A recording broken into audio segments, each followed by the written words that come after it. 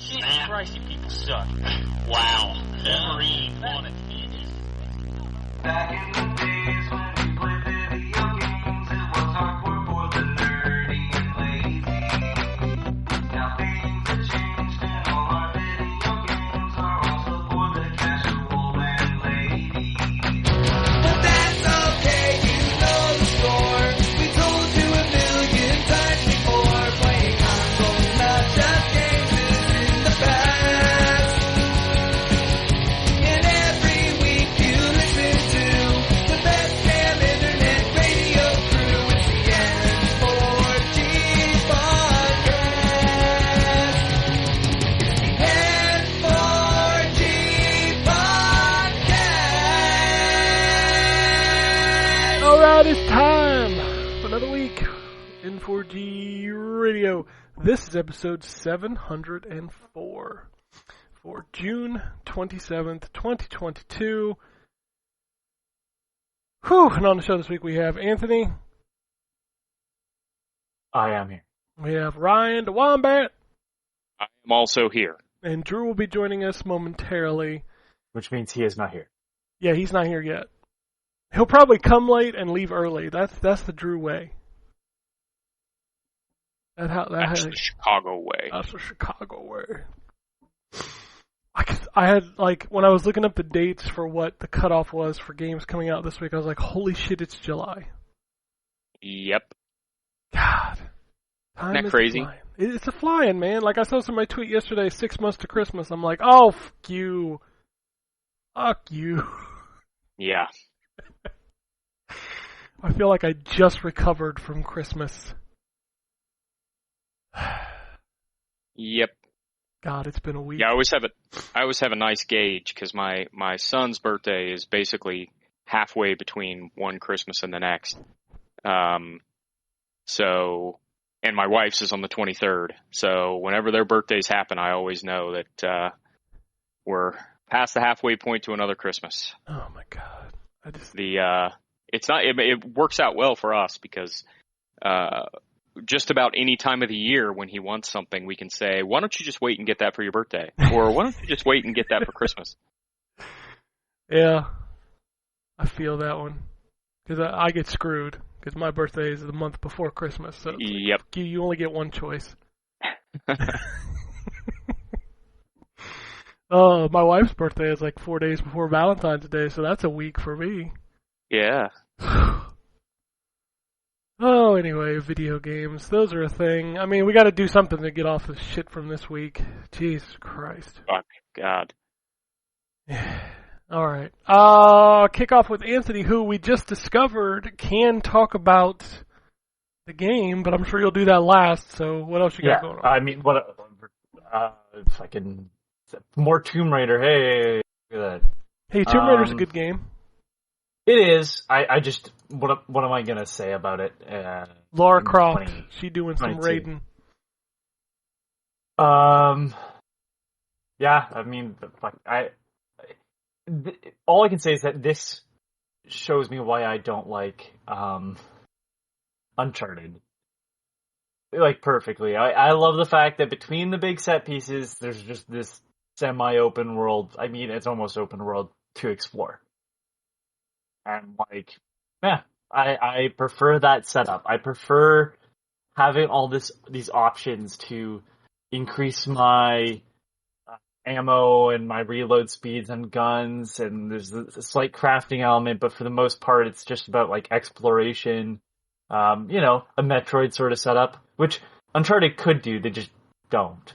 And I get it, that's not the game that they want to make, and that's fine, it's just the reason why I do not like that game. I agree with that criticism. I love Uncharted, but I think probably if they had some more of that in it, it would keep the last third of those games from always feeling kind of like a slog. Because I love those games, but the pattern becomes evident very quickly. And I especially felt that way in the fourth one, where it becomes evident very quickly that it's like, oh, okay, I walked into this room and there's a whole bunch of sort of waist-high things. Walls, it means, it means I'm going to fight people on the way through here and on the way back. And I never feel that they're well, like, they're always not explained well in those sections. Like, Yeah, it's like, the rubble has perfectly gone down to waist high. Like, alright. Like, cause even in those sections in Tomb Raider, it's like, yeah, that's where the bad guys have moved in and moved crates of their shit. For the most part, it's like, you know you're about to get, you also know you're about to get into combat because Lara, like, sinks down a little bit, so she's a smaller target. And pulls out a weapon. I don't know. I like those games. I think they do the Uncharted stuff better. I mean, obviously, though, Tomb Raider doesn't go around the world in a story. They only stay in one area. But I do think one of my favorite ironies in gaming history is the fact that when Uncharted came out, it clearly was heavily influenced by Tomb Raider to the point that they started calling it Dude Raider. And then by the time it was time to reboot Tomb Raider, they rebooted it in the style of Uncharted. It's crazy. Yeah. I mean, it makes sense. And yeah. I don't have any history with Tomb Raider other than Oh man, Lara Croft is. I remember playing that first game with a buddy of mine on weekends in between school, and just like some of the obscurities of those core design games were outlandish. Yeah. Yeah, I played the first one, but I played a lot of the second one on PC with a friend of mine. We would basically take turns playing levels or playing until we died, and then we would switch off to the other person. And I love the second game. Yeah. Those first three games were so new as far as design goes, but like, I'm sure you remember the counting your steps backwards to make the jump. Oh, yeah. Lining up with the polygon. It was such a weird thing. Yeah, definitely. So another thing that I played a bit of. Have I talked about an Ardu Boy before? What, who? Ardu Boy, I should say, is probably how it's pronounced. I don't think I've ever heard of this game. It's not a game. It's a small little device. It's about the size of a credit card, and is maybe a little over a quarter of an inch. Actually, probably just a quarter of an inch, maybe under, wide. And it's like a small gaming system. I have an original one, which could only hold one game on it. But last Black Friday, he released more of the Ardu Boy FX, which has a bigger memory. So he has a whole bunch of games pre-installed on it. And it's I think, what's that device called from Panic? The one with the crank. Oh, fuck. Yeah, I know what you're talking about, but I can't remember. Yeah. Anyways, think that, but obviously much smaller. And it's got a Game Boy sort of setup. There's no start button, but you have here like two little face buttons and then like a D-pad. Like I said, it's tiny. That's what it was called. Playdate. Yeah. So this predates the Playdate by a long shot. It has a backlit screen too, which is kind of funny when it's so small. But yeah, so I got the Ardu Boy FX, and it has a bunch of pre-installed games. So I was kind of taking a look around it, and they're sorted by like genre. So there's like an action and an adventure. So I went down to adventure, and I don't know who made it, but there's a game called Catacombs of the Damned, and by, let me see here, James Howard. And all I'm going to say is, so these are like 1-bit games. So like the graphics are all just black and white. There's no color to them. And they all vary in quality because it's all, like, nobody makes money off of Ardu Boy games. It's like more for experimental stuff. This dude made a first-person shooter. And it's some of the most fluid motion I've ever seen on like an old school like Wolfenstein sort of shooter. Like, you kind of lean when you turn around corners, and I'm just impressed that it can pull off like 3D graphics on this level. this little like credit card sized device. It I'm just kind of watching a blows my GIF mind. of it right now. That is... It's kind of insane. Yeah, I'm and- watching it. It looks like Wolfenstein. Yeah, what's insane about this though is like you don't have to buy one of these devices to play the games because the guy who makes the Ardu Boys made an emulator for them too, because that way you can test games out on your PC before you put them on, and he allows people that don't have one to play those games as well. It's all just about like a community of people that want to play video games for fun and make video games for fun and stuff.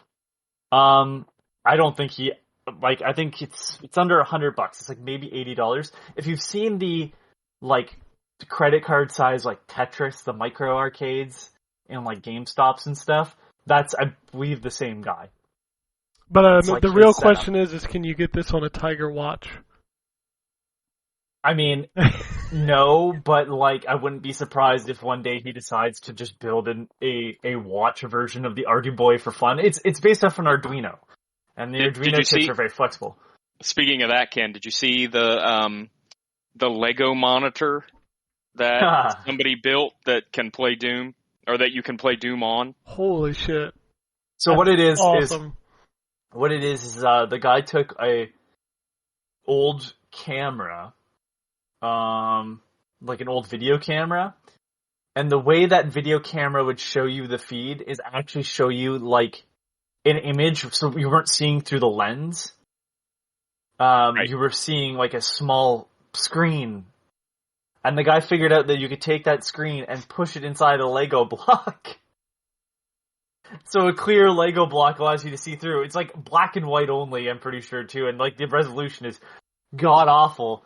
But yeah, he could run Doom through that screen and then make it look like a guy is playing Doom. A Lego guy is playing Doom, so This is crazy, I'm sure man. someone will try to make a small little Lego arcade and push little screens on, behind each block. That would be pretty neat.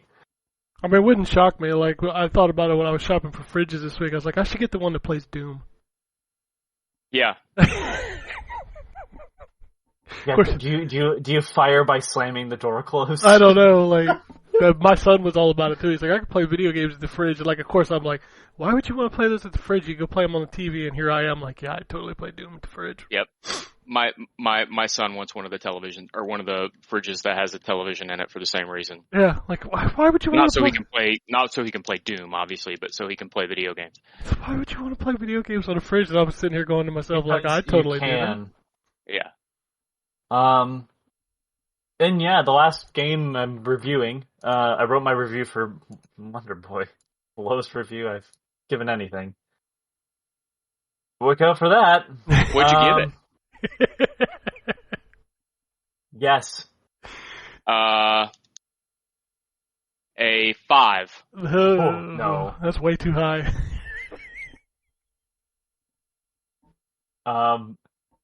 Yeah. I'm tired of that company doing shitty things. I gave them a nicer score on the fucking Space Invaders thing after they got people to double dip, and this time I just wasn't playing nice anymore. Not enough people are calling them out for being shitty and trying to force people to double dip on their purchases, and then them not being upfront about how the version that has less games is being published by the sister company of the one that's publishing the full collection. Because even then, they're like, our friends over at Strictly Limited, they're not your friends. They're not your friends at all. They're the same fucking company.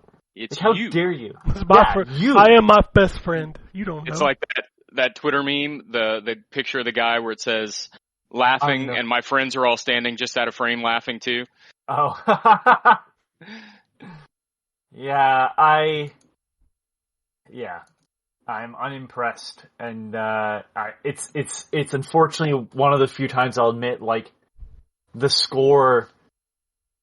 I'm pretty sure I just straight up tell people to emulate. Like, at that point, like, if you buy, there's other ways to play this, and when you're not making, and I'm just gonna go on the rant now, I guess, because I've started. if you're just reissuing old games and not really putting any work into it, then as far as I'm concerned, you didn't make the game. You are just buying a license to resell someone else's work, and I don't think you deserve the money for it. So if people aren't willing to pay, then you don't really have anything to say. Like, you can't say anything about that. You just own the rights to resell it.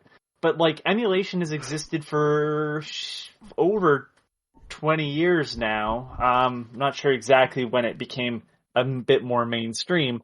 But, like, if the emulators from 10 years ago are on par with the emulator you're using now, like, why the fuck would anybody buy your product? Why should they buy your product? So when I look at the old Wonder Boy collection on the, Monster World collection, technically, because it doesn't have the original Wonder Boy, on the Xbox that I mentioned previously, for $10, that's playable on every Xbox since the 360, M2 did the emulation, and, like, yeah, they have some misses where that's just kind of a port, but, like, they always try to do something interesting, and in that one they were like, we're gonna make challenges for this game, and we're going to implement achievements, and, like, I know that sounds minimal, but they're at least giving you some reason to play the games again if you own them or if you've played them before. This doesn't have that, and, like, I know it sounds so minimal, but, like, all of the games that you play have the same border around it, and you can't change the border around the video game that you're playing.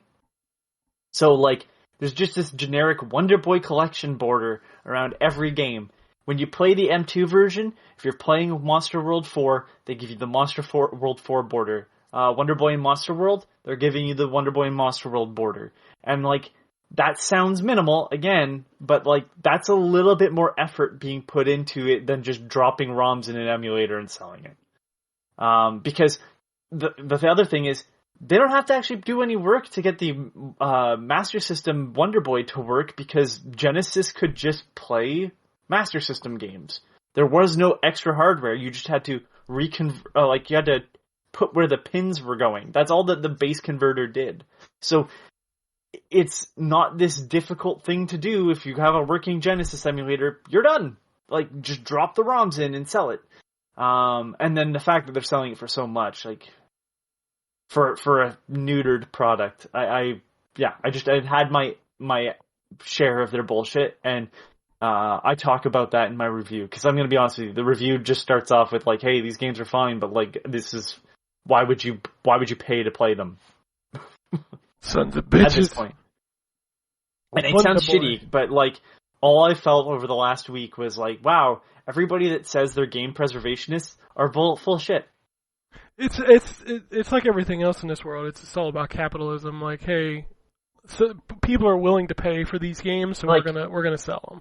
Like, Limited Run doesn't do that shit anymore. They don't wait for games to be finished so they have all the DLC or patches on it. They're selling games before they're even fucking out. I mean, all their contemporaries, all of Limited Run's contemporaries, same shit. They don't give a fuck about saving these, so the physical games are fucking pointless. I hate to say it, but, like, Night Dive just released Blade Runner, and it's a worse version than what existed previously. I checked that out. That was done by fans for free and then sold. Like, all this effort went in. Like the Sonic collection, like, I saw the comments from Stealth that he's not very happy. So Stealth is a fucking genius who I am irritated that Sega keeps sort of undermining his influence. Because they put out shitty ports of Sonic on, I mean, they didn't make it, Backbone did, but, like, Backbone's version kind of sucked for the iOS. And Stealth said, I can make something better, and proved it, and they gave it to him. And then Stealth also worked on Sonic Mania, and did an amazing game. And they just keep going, yeah, but, and it's like, no, stop pretending you know better. You don't. Like, this guy works to be, like, this guy and his company, Taxman also is another person that does a lot of good work, on this Sonic stuff. Like, they know better. It's irritating that, like, all these people, like, because the Night Dive thing pisses me off because they've talked about reverse engineering this game, and then it comes out, and they do good work normally, and this seems to be a complete bust. And it's like, what happened? So, it's just, as of late, I've just been like, fuck the game's preservation. Like, I agree with game's preservation, no one's doing it. Like, at this point, like, I'm not feeding into this nonsense of like, well, I'll have it forever. No, you won't. I'm gonna buy shit digitally at this point. Unless it saves me money to buy physical, I'm not buying physical. It's just a bunch of shit I have to move. And it's like, none of this stuff is... Well, nobody's working very hard to keep this stuff so it's actually, usable in 20 years. Welcome to the dark side. Yeah. I love my physical media, but I can understand your point. Oh man, I'll tell I'll you still this. buy CDs, and I'll still buy movies physically. They can't change anything about that. But a video game can change huge amounts, so it's like, I stored all of my Blu-rays in the garage because I went full digital, but I kept them in case I needed to convert them because I plan to convert them to digital. And the other day, I don't know why, but they all just fell, like the boxes fell over, so like my garage was just a floor covered in Blu-ray discs. Why do I own Avatar twice? I forget what my son was like going around picking up. He's like, "Oh look, Rocky, Star Wars." He's like picking up all the stuff. I'm like, "You don't even like these movies." All right, let's talk about a good video game. Yeah, so I've started up Phobia, which is a new game that's coming out, and my review won't be done probably for embargo, but it'll be a day or two after. I don't like horror games. I'm enjoying myself with this one. It is a lot of puzzles so far. And like, I don't want to go into it too much, but basically I'm in a hotel and shit has gone down. And there's just a lot of really smart things that the devs have done. This seems to be their first game. They're from Brazil. The English voice acting is pretty impressive. I don't find it like, it's not the best voice acting, but it's not oh my god, what am I listening to? Sort of voice acting. It's like very sort of realistic, I guess. Like, I think we like, most voice actors that you hear in video games, they're acting, so it doesn't sound realistic. These sound like people. So, like, at some points I'm like, this is not how it should sound, but it's like, how it should sound and what it would actually sound like are two different things. So, like, it's a pretty well done voice acting so far. The only thing that's kind of stood out is the stiffness of the people when you meet the concierge or whatever he is. When you enter the hotel, and the animation on him is a bit stiff, like he doesn't look realistic, but the rest of the game is beautiful looking. It's a first-person horror game. It's clearly got a big emphasis on puzzles. It feels a bit like a mix of Resident Evil and Silent Hill because there's a lot of mind tricks that they play. You get a camera that can see through time, so you like in the present, and then you pull the camera up in first person, and it has like a night vision look to it, and you can see into the past. So you're constantly pulling the camera up to double check to make sure the room is doesn't have anything else going on in it. And it opens up different passageways of walls that have been put up more recently. And like, I don't know, there's just this really well done horror atmosphere, and I hate jump scares because normally there's just this big loud cacophony of sound and imagery, and it's like, oh, of course I'm going to react. Like, that is just an instinctual thing that I'm going to do in response. A good jump scare is, like, understated, it's a sudden surprise, and it doesn't make a lot of noise. And they've done that a bunch. Now, there are a couple of, like, you know, standard sort of jump scare things, but I know that's going to happen, like, in most horror games. But then, a lot of the time, they're not doing that. And that always impresses me, that they're, like, holding back on themselves. Like, it's so easy. Like, that's the whole scare method of Five Nights at Freddy's, right? You just don't want the jump scare is really what it is. But I use Five Nights at Freddy's because there isn't much else to the game other than, like, sitting there and waiting for a jump scare and trying to avoid it. But I'd argue that the more interesting moments are when you're seeing characters go across the camera, and that's what they've chosen to do with this game, is, like, we're going to scare you through the other things, not the upfront. Like, we're going to play tricks in the background. Like, there's this one moment where I'm walking down a hallway, and it's from the end I came from. So I walked down the hallway, grabbed some stuff at the end of the hallway, turned around, and when I turn around, there's, like, fire at the end of the hallway, which was there when I came through. I kind of went around it through a room, and I can see someone standing down at the other end. So I'm like, okay, that's not good. So I start walking towards them, though, like, maybe they'll move away. So I start moving towards them, but they've done something with the layout which requires me to move a bit to the left and kind of go around something. And when I move to the left, the view of the end of the hallway is just obscured enough. Like, I can still see to the end. And as I come around, that person's no longer standing there.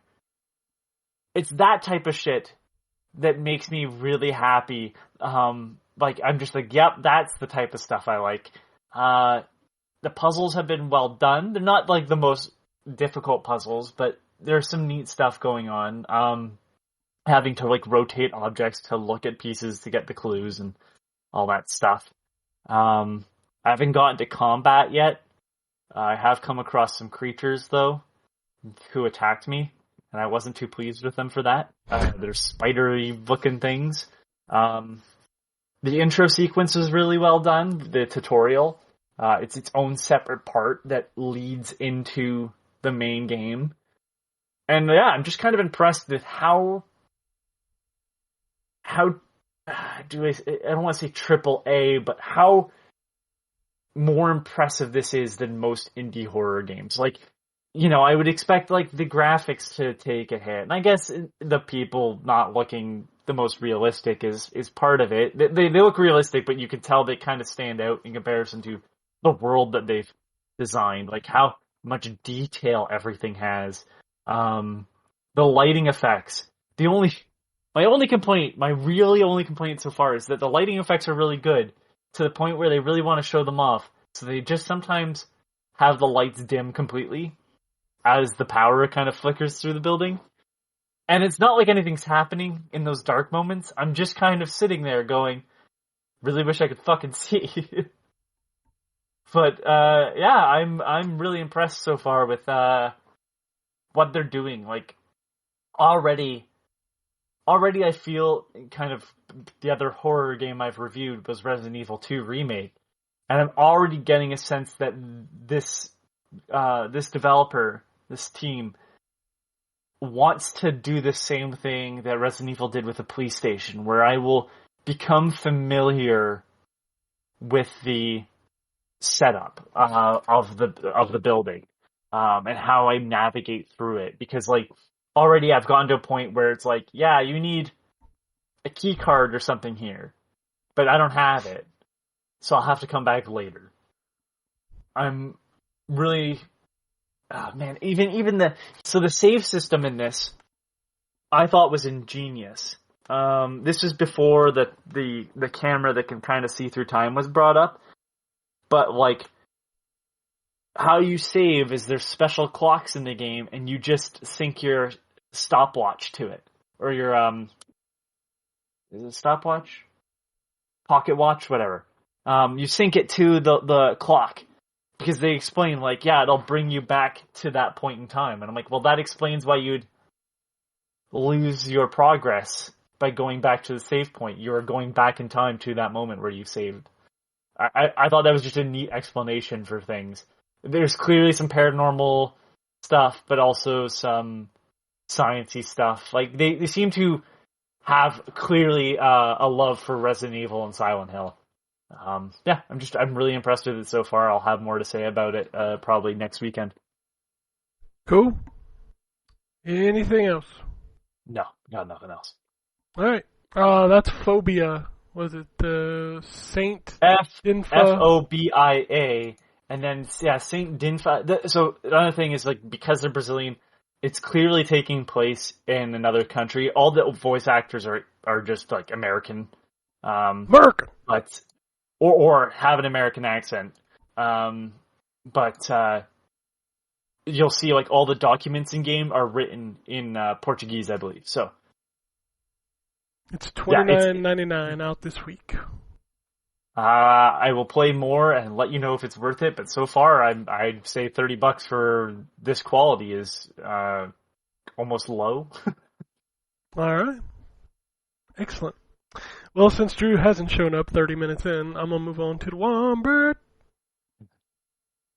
Yeah. So I played a couple things this week. First and foremost, the thing that I'll talk about is the Teenage Mutant Ninja Turtles Shredder's Revenge. Ah, yes. Which I played with my son. We haven't finished it yet, but we put a decent amount of progress in it. Man, that game's awesome. Yeah, it is. It's a nice little love letter to all the old TMNT beat 'em up.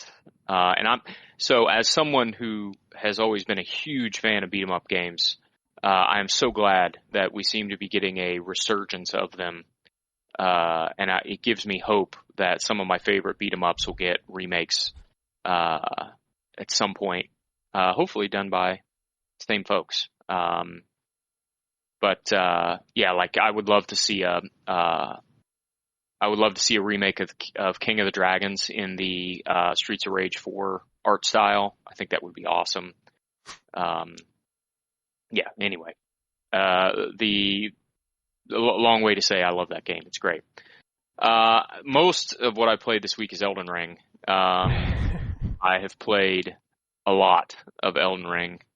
I am almost 38 hours in, level 74.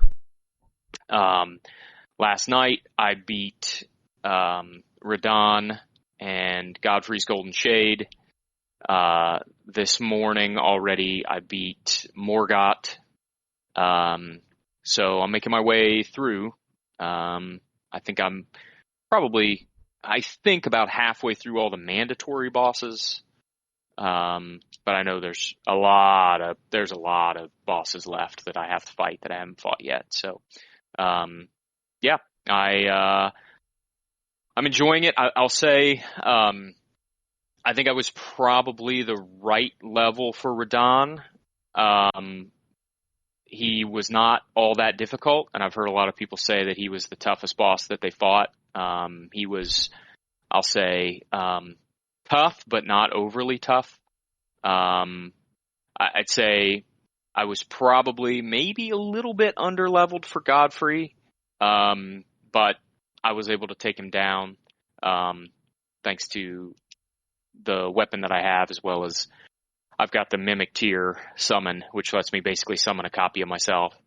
I'd say I was weirdly, even though you have to fight Godfrey to get to Morgott, I'd say I was probably about the right level for him. So I was afraid that I would get myself over leveled because of my tendency in games like this to sort of get distracted by every side path that presents itself.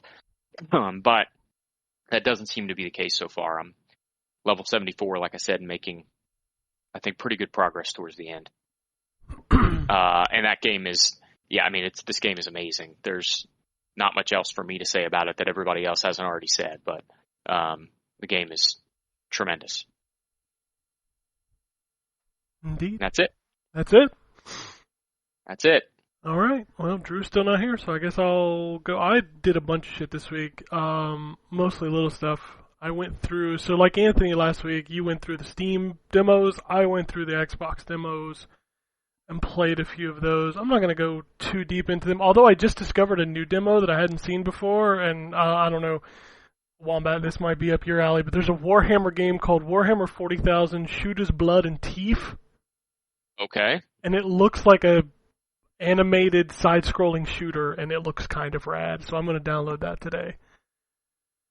I did not see this demo when I first started going through. So the ones that I did check out, I checked out Metal Hellsinger. I don't remember if I talked about this before. This is the first-person shooter where you attack to the rhythm of the songs, and the songs in the game are like super death metal stuff. Like I think one of the bands in is like Lamb of God, and I know Serge from System of a Down does a song, but basically it's a first-person shooter where you've got like this note highway going across your reticle that is moving to the beat of the music, and if you attack at the beat of the music, then you do like extra damage, and you also have to reload to the beat of the music, and it's. I want to say that I like the concept and I like the idea of it, but if with these new fangled TVs, if like your timing is off, it gets really frustrating. And when you break a rhythm streak, it like breaks the game. And it's just like, okay, this is a cool idea, but I get frustrated, and then I basically just make it worse and worse. So, this is a game that was very interesting to me. I did not download it because I'm not a point-and-click guy, but I think, Anthony, you should go check this game out. It's called Brock the Investigator, and it looks like a Saturday morning cartoon, but it's the first time I've ever seen a game described as a point-and-click beat-em-up. I'm wondering if this is... It's the alligator Holy guy. Shit, it does look like a fucking beat 'em up. Oh Yeah. my god, the way he walks. Yeah, but it's a point-and-click game. It's... Yeah, that's a very weird... Yeah, I don't... Like, I saw it and I was like, maybe I'll check it out at some point, but I was like, this is totally an Anthony game. So you should go check that out. I still have to play Later Gator, or Later Alligator, or whatever it's... also a point-and-click game with gators. That's what I was looking to see if they were the same company. I was like, what a weird scenario where there'd be two... People like alligators, man. The next game I checked out was Lost Ruins. It's a side-scrolling game, pixelated. It's okay. The jumping feels a little off. Tinykin is a continuation of like, hey, indie devs are getting tired of waiting on a game that they want to play from their youth, so they're just going to make it. Tinykin is essentially Pikmin. And it's... Think of like Paper Mario art style, where the character is a 2D flat shape, but he moves around in a 3D world. That's the kind of look of the game.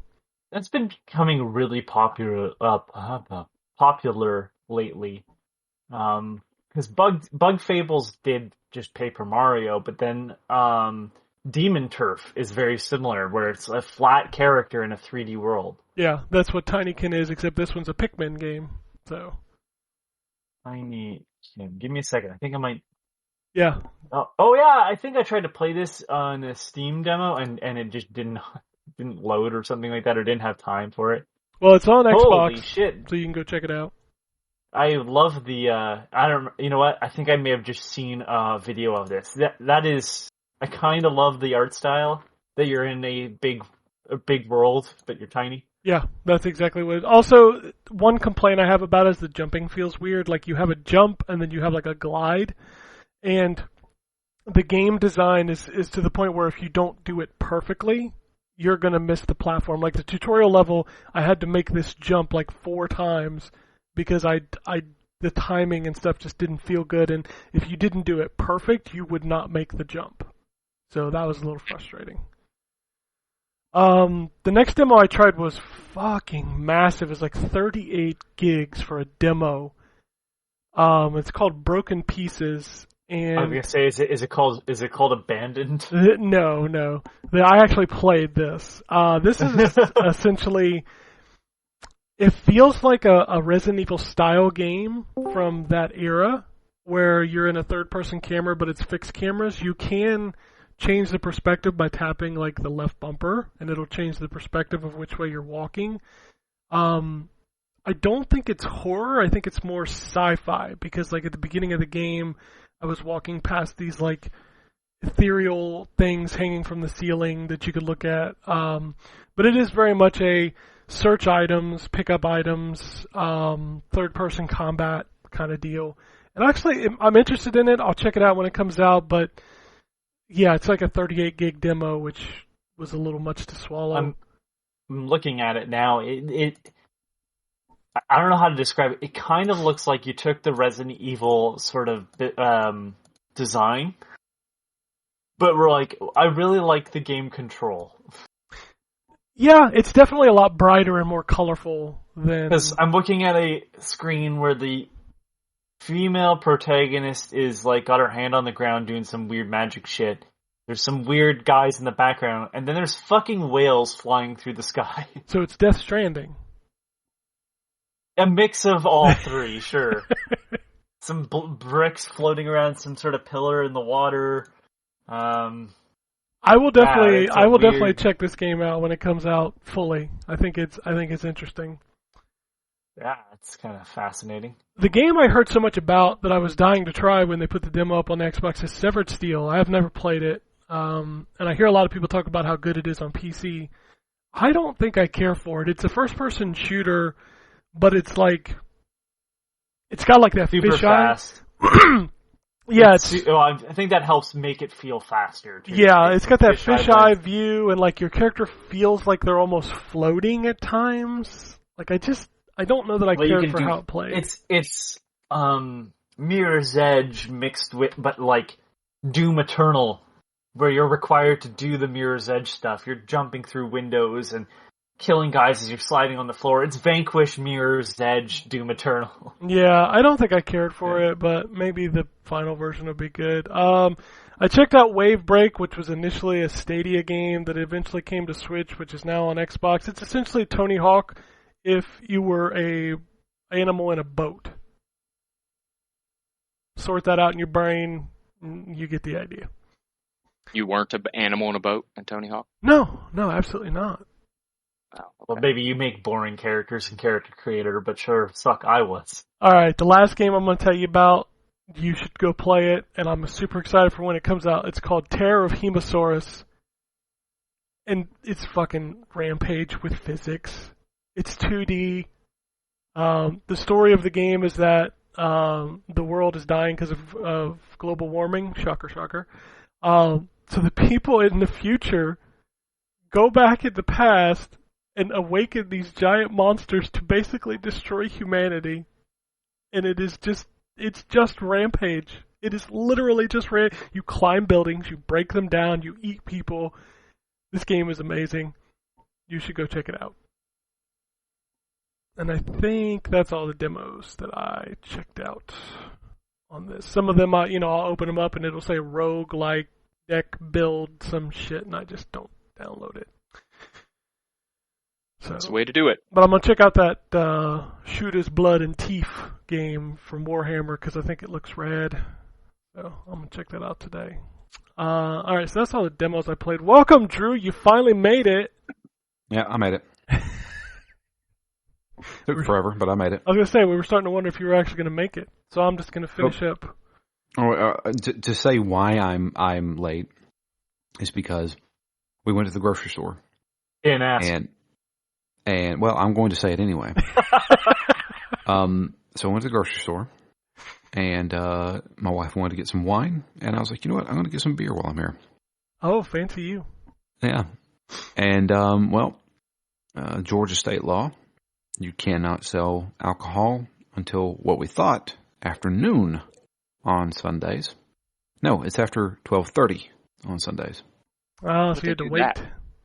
So we took all our groceries home, drove back to the store, and then picked up the rest of our shit. You really wanted that alcohol, huh? I really wanted to get drunk. Hey, well then get drunk. There you go. After waiting in a grocery store that long, I can't blame you. Yeah, for real, right? Yep. All right. Anyway, continue. I'm going to go through these. I'll get to the indies in a second. I played Fall Guys because it's free now. That game's My alright. son and his friends played the snot out of that. That thing is stuff. That's not bad. I don't know how long I'll play it, but it's pretty fun. Yeah, I played it on PlayStation when it went free on PlayStation, and thought it was fun. Yeah, I could see myself playing that every now and then. I forget. I think I made it to the third round in the first match I played. But it's fun. I thought it was neat. It went free to play and they took it off Steam. That's funny. Well, they are owned by Epic, right? That developer? Yeah, but they weren't going to take it off Steam. and Well, they you know did. what? Nana Boo Boo, they took it off Steam. Because I don't know. If you have a PC and you don't have both Epic and Steam installed, okay. It's just a different app. You got 400 apps on your phone. Why the fuck do you bitch about having 2 apps on your PC? Yeah. Because I don't have 400 apps on my phone. You're. That's a you problem. You need to fix that. Why would you have 400 apps? Most of them I mean, I probably got at overlap least- anyways. What's wrong with you? I got at least 10 fast food apps. I don't know what you're talking about. 10 finance apps. Of Finance course you apps? do. Delete some of those. Eat healthier. God damn you. Oh, motherfucker! 10 I gave up I have sugar. zero. Subway spokesman. I have 0 fast food fucking apps. Anthony, I want to tell you something. Which is the normal amount for people. You shouldn't have fast food apps. Stop giving them your data. Motherfucker, I gave up sugar and I work out. What do?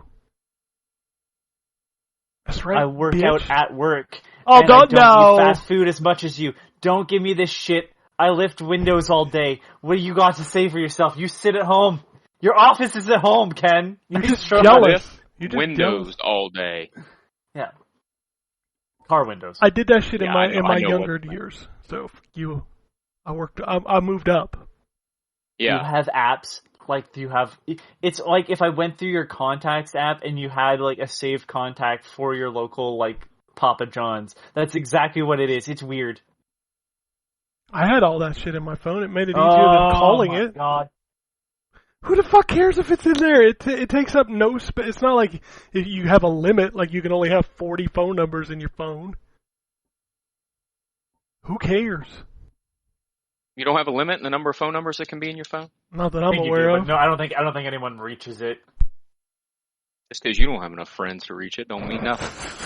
Wombat's like, my phone, I gotta make contact space people. for your ass. Because then they tell you that they have the fucking app saved so you can get McDonald's at any time. Ugh. You can get McDonald's anytime without the app. Remember when Xbox Live had a friends limit? Oh yeah, it was like 99 people or something. Yeah. Man, You'd have to be super selective about who you added to your friends list because, like, dude, man, I I haven't. don't have enough friends. I have too many friends to add you. I'm gonna be real honest with you. I haven't added a friend to my friends list in probably 5 years. Oh, same. The Right. only friends that have been added to my friends list on Xbox Live are my son's friends. Yeah. I don't even have that account anymore. It's not even my account anymore. It's my son's account. I noticed that your gamer picture changed. I was like, that's totally not him. No, yep, I don't play on that. I don't play on that account anymore. That's 100% my son's account, It's so and funny. I have my own. It's so Although funny. my own doesn't have its own Xbox Gamer Pass or Game Pass or anything. It's so funny when I log on and I see you're online all the time. You're always in a party with multiple people. I was like, that's not him. That's Definitely not him. Nope, not me. Definitely not. All right. I wasn't all that huge into playing with other people when I actually had friends that wanted to play multiplayer games. So I mean, it speaks volumes that all of us played the shit out of TMNT and did not find the time to play together. Yep. That's funny. I did. Now hold on, I Yeah, you and downloaded I it did and one didn't time. play it. Yeah. I downloaded it and didn't play it. Come on, give me some credits. Jesus, Anthony, come on, man. It is what the very fuck good, do- Anthony. I want to. Oh, it's not because I don't want to. It's just because of time. No, I know that feeling. I downloaded that Naraka Blade Point because it said it had a campaign on Game Yep. Pass. I didn't even make it to the tutorial before I was like, this game ain't for me. Yeah, my son also downloaded it, but I haven't heard whether or not he said it was any good. I mean, I'm sure it's good for a lot of people, but like, I was playing it and some of the stuff in the tutorial, I was like, you know what? Nah, I'm good. Alright, I think that's it. Oh, I just want to say that this is the last, maybe tonight, will be the last time I play Overwatch 1 for a while. 'Cause the beta starts tomorrow for Overwatch 2. So I will be playing that until that ends. I had one other big game. I played the Capcom Fighting Collection, which has 10 games on it. 6 of them are Darkstalkers games. So this is a very good collection. They did a really good job with the games. Go ahead. Is that all the Darkstalkers games then? I believe it is, although Darkstalkers 3, the American version, is not on here, and I think it's because it's Vampire Hunter 2. I don't know the exact translation of like what is what. Oh, okay. I also think the PSP game is missing. But the PSP was just a remake. Yeah, it was just a remake, but I don't think that, like, these are all straight arcade games. Like, these are not the console versions. And I think Darkstalkers 3 on the PlayStation was a console port of Vampire Hunter 2, but don't quote me on that. But no, I'm really impressed with the way they did this. So all the games play really well. It's got like a carousel to select the game, and then you can swap between if you want the American version or the Japanese version, depending on if the games have 2 versions. You can do like customizing difficulty and boot up screens and filters, all of that stuff within the game. You can do a quick save. I do have a complaint about the quick save. The quick save only works once. It's not per game. So if you have a quick save on Darkstalkers, you can't have a quick save also on Puzzle Fighter, which I think is really a bad design choice. There's a ton of like achievements, not just like system level achievements, but there's also achievements for each game. So like each game has like a beat the game with this character, do this move with this character, but then there's also universal achievements which will earn you the points for the game. There's a museum where you can unlock a bunch of artwork, scroll through that. There was something else that drove me nuts about this game. And now I'm blanking on what I was going to say. There was just something else that really kind of annoyed me when I was playing it. But no, being able to play stuff like Red Earth and Cyberbots, and of course having all of the Darkstalkers games kind of at my fingertips is great. I played through 2 or 3 of them entirely, all the way through the arcade mode, and I'm still going through and playing some other stuff. But no, it's really good if you have kind of the nostalgia that I do for a lot of these games. Like I had played 8 of the 10 games in here. I think I played Red Earth once, and I've played Cyberbots before, but the rest of them I've played like so much of, and it's nice to have Darkstalkers back, even if it is just old arcade games. All right, so now I'll run through the indie games. I am blanking on what this game was. So it's called Why Pizza. I think it was like a physics-based platformer. And yeah. Fire Girl Hack and Splash Redux DX Rescue DX is a side-scrolling platformer where you are playing a firefighter, and you can use your axe to break down doors, and then you can use your water. So think of it as like a 2D Mario Sunshine. You can use your water pack to put out fires, which, by the way, like have faces and everything. It's kind of cool. And you can also use the water pack as a jetpack. You earn money in each level, then you can use that money to upgrade like your water pack and your axe and things like that. It's actually a really cool side-scrolling kind of Metroid-y style game. I actually highly recommend it if you're into those kind of side-scrolling games. Redo is another side-scroller. Feels very slow, methodical combat. It almost feels like it wants to be a Souls game, but doesn't quite get there. I did check out the Blade Runner Enhanced Edition. God, I forgot how long that intro is. Holy shit, that thing is like 6 minutes.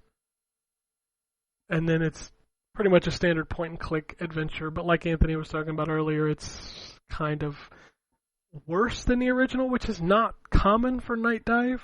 Yeah, I will say this on either version. What's neat about that point-and-click adventure is it's randomized. Who is a replicant and who isn't. Yeah, that was kind of the hook back in the day. Yeah. All right, this next game blew my mind. I don't know if y'all saw my tweet. So this game's called Pure Chase 80s. And it's actually a really cool game. It's kind of got like a voxel pixel art style, and it is essentially an outrun style game where you're driving. And the hook is that your car has a bomb on it. And you have like a timer that's counting down. Every time you hit a checkpoint, you get more time. But it's really drift based. It's really fast, almost too fast at times. It was really awesome until I got to the end of the stage. And I want to show you why, in case you haven't seen it. This is what happens when you finish a level. Yes, he walks out of the car.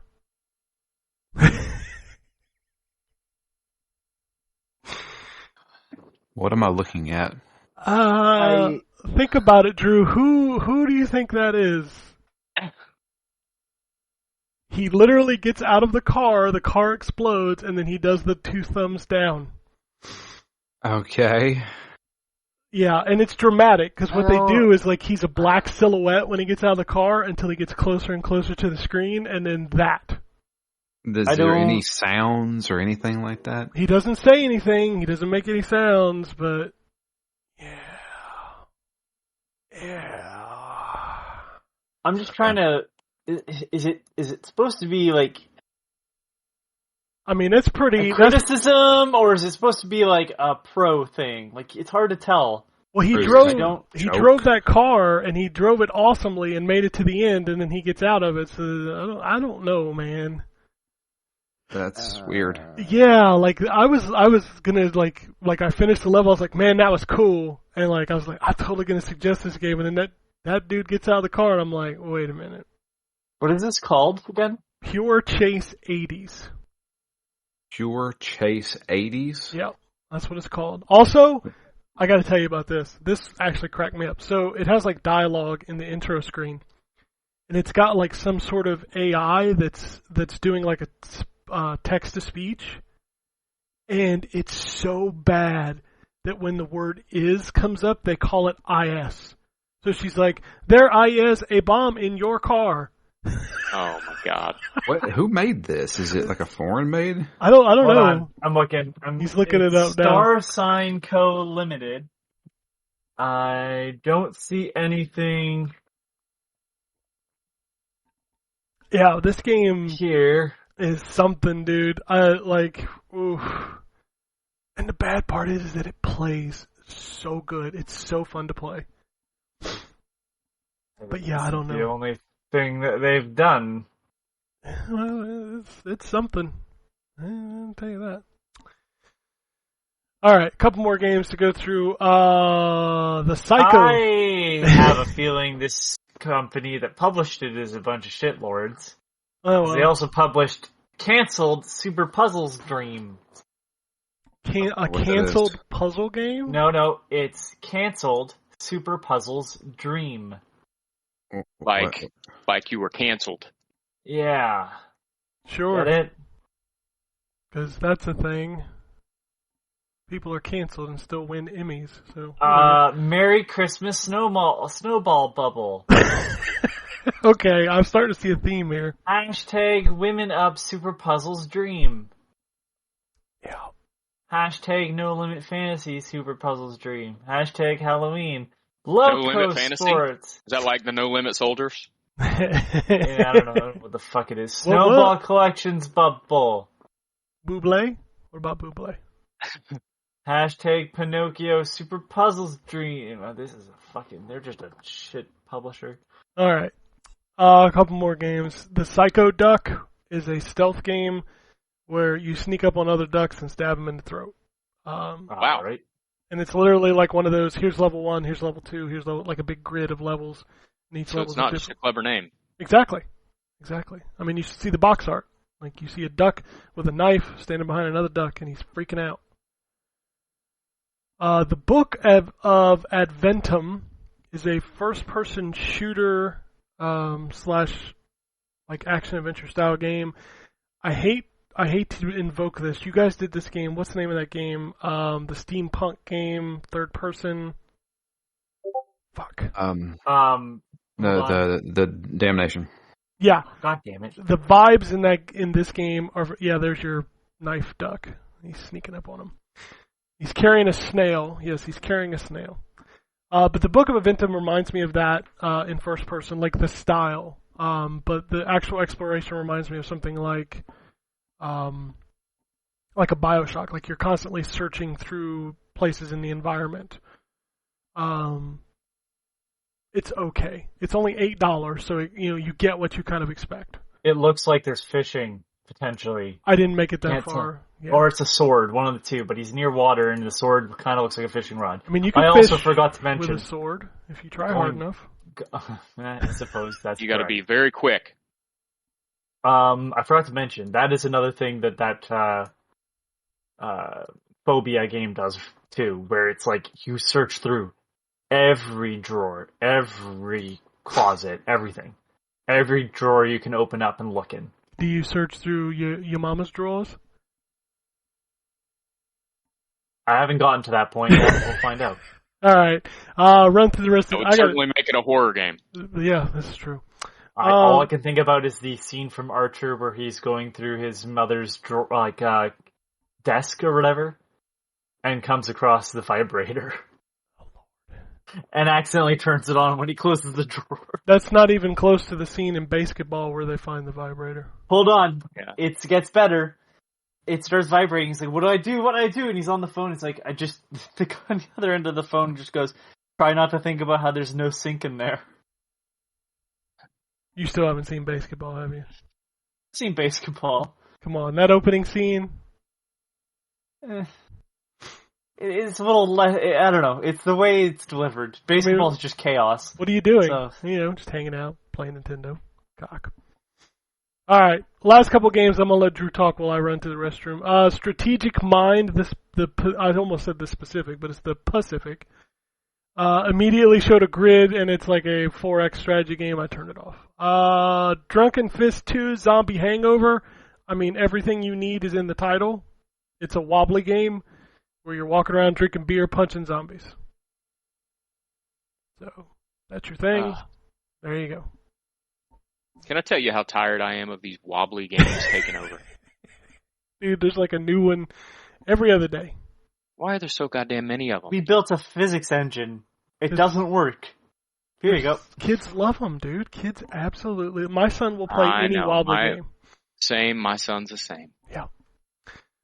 Broken Mind seemed really cool. It's made by one guy. It's a first-person adventure game, but you can't invert the control or the camera, so I couldn't play it. But I definitely recommend you check it out. It's got a really cool art style. Again, kind of reminded me of like cartoon style. And then finally, I tried to play House Builder because I like those kind of stupid simulation games. But unfortunately, this port very much feels like they didn't optimize it for a controller. So like the first house you have to build is an igloo, and the first thing you have to do is take your knife and cut out blocks of ice. And for the life of me, I could not get the controller to cut the block of ice properly. I eventually got frustrated and just turned it off because the controls are just so bad. So, I did get Fire Emblem Fates 3 houses, whatever, and I didn't even boot it up. I didn't boot it up. They sent me a code for it, Anthony. I didn't buy it. Okay, well, I don't even think you like Fire Emblem, do you? No, but I like Just send Muso it. games. So, okay. Alright. Alright. I didn't buy anything this weekend except for the Overwatch Watchpoint pack because Okay, just... it has the skins in it. It's got the No, first battle pass, enough. and it automatically puts me in the beta. Goddamn costumes. Hey, the Sombra Jester skin is pretty Don't try good. to justify this. I don't have to justify it. I can do whatever You the do, fuck I yeah. want to do with my money. Try to justify to True story. us, like we're not going to mock you. I didn't buy Sonic Origins even though I really wanted to, but I'm like, you know what? I got so Yeah. much other shit. I Uh, don't know. I don't want to spend $50 on games I already own. From the sounds of it, they're not as good as the original game. Yeah, I think the thing that kind of sold me on is I heard someone on the podcast talking about like how they're actually remade in 16:9, so like playing Sonic is a little easier because you can see more of the left and right of the screen. Wait, hold on. You listen to podcasts that aren't ours? I don't listen to ours. I'm like you. I don't know what you're talking about. Yeah, I haven't listened to ours in 15 years. Good, because when it's just that Anthony and Ken guy, they're fucking terrible. Yeah, I don't know why people listen to that, but some reason they do. I don't know. Anyway, I'm going to let Drew talk about video games while I run to the restroom real quick, and then we'll do some news and some gaming. So, Drew, what have you Yes. been playing? There's a few things. I don't think has anybody on this show talked about The Quarry. No. Okay. Okay, hold on. Let me fix that. None of us are willing to spend the $70 to $80 or whatever it is to play The Quarry. $70 on Xbox Series X. I think it comes to about $80 with tax, though, doesn't it? I thought it was $69.99. Yeah, which The would come standard close- one. which would come closer to $80 at the end of it. Nice. Not that Digitally. much task. Really? Fair Oh, tax. well then then I get fucked. All right. So yeah. Supermassive Games. It is a lot better than the Dark Pictures Chronicles or Anthology games. And it's still to be determined if it's better than Until Dawn, because I haven't played Until Dawn in a long time, but I sat down with my wife and we played through The Quarry together, and she's like, you know what? We should play Until Dawn again. So we have started Until Dawn again. The first thing to note is that when you start Until Dawn, that game has aged poorly visually. What, Hayden Panettiere doesn't look good anymore? Everybody in there looks kind of. I don't think they actually got the motion capture down just yet. Granted, that game came out 2015. I think so. Also, wasn't there a rumor of that being remastered and put on multiple consoles at one point? I thought I saw. I can't remember. But wasn't Until Dawn originally a PlayStation 3 game? I think it started there, but I don't think it was on PlayStation. Yeah, I believe 3. no, it wasn't on PlayStation 3, but you're right. It did start a development as a PlayStation 3 game. Yeah. Right. The Quarry feels very passive compared to Until Dawn or even the Dark Pictures games. I don't know, it's just, it feels like there's very little QuickTime events. And when you do get the QuickTime events, they're very easy. I don't think I ever missed one. They have revised the hold your breath mechanic again. I hated So that thing. it's not, like, so in Until Dawn you had to hold the controller steady. In the Dark Pictures you had to press the A button or the X button in beat with the heartbeat. In this one, it's real easy. You hold down the A button and you don't release it until you think it's safe. And there is a kind of like a danger silhouette. It like the screen will turn red. Like the sides of the screen will turn red and it will slowly go away. And when it goes away, you can let go of the button. It's basically like you're holding your breath so nobody can hear you. Huh. I wonder if they chose that because The heartbeats never worked. well that Ever? too. I see. I didn't have an issue with Little Hope. was that the one I played? Yeah. Yeah. I didn't have an issue with any of the QuickTime events. I remember going, wow, I'm surprised they're doing this when they're clearly trying to go, I don't want to say a more casual audience, that's not really fair, but like they're trying to go for a wider audience than just people that play video games. I right? feel like The Quarry is a lot like that too. But what I'm saying is that it was weird for them to be like, and now jam on this button as fast as fucking possible or whatever. And it's like, Yeah. Only if when you're doing it, you hear Michael Jackson in the background going, "Damn on it!" it was Do just Do that. it was like, just shut the fuck up. yeah. You're fucking. It was just weird that they would do that when it's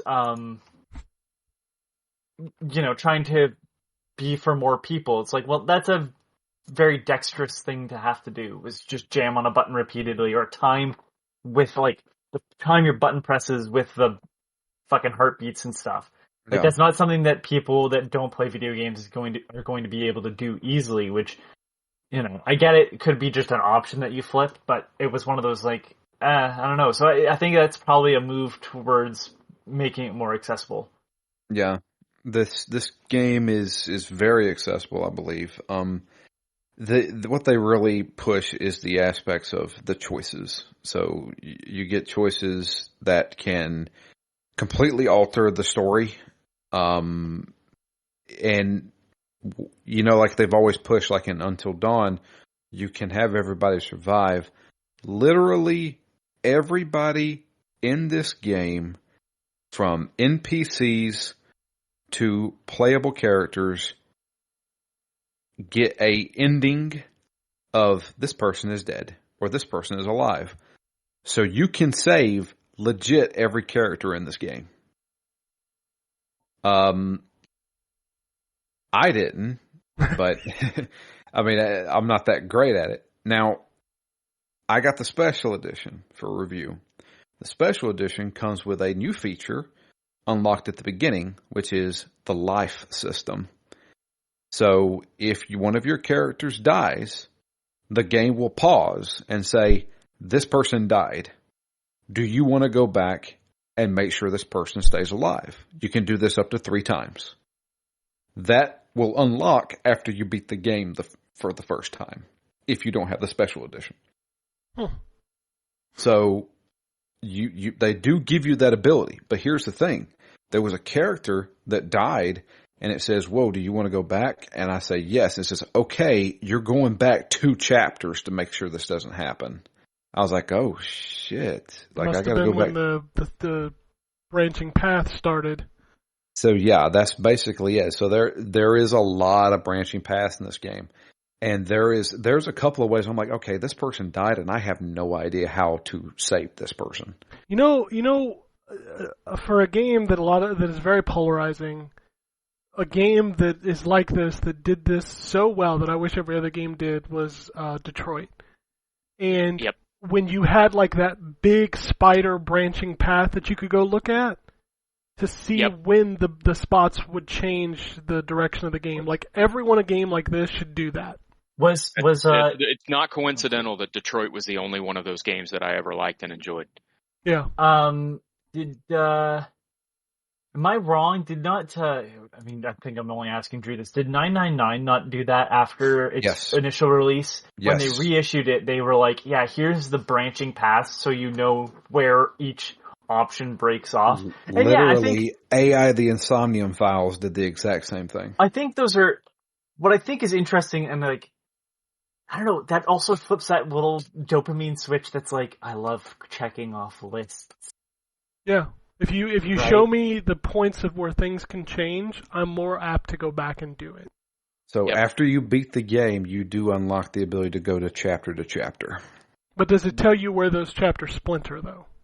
No. Yeah, that's my issue. Like, I want to know where the decisions I made change it. Like, you don't even have to present that until after I beat the game. And I'm pretty sure Detroit did that. Like, you couldn't look at it till you beat it. You had to beat the level. I like that game. I like that game too, and I know it gets a lot of hate, but I enjoy that game a lot. It's a little bit heavy-handed in terms of the story, but I enjoyed that game a lot. Which David Cage game isn't? Yeah. Well, I mean, that's fair. I hate that game, but not for the reasons everybody else hates it. I hate that game because I turned it on, that lady started talking to me, and I'm like, I am uncomfortable with this. Dude, that lady gets more and more uncomfortable.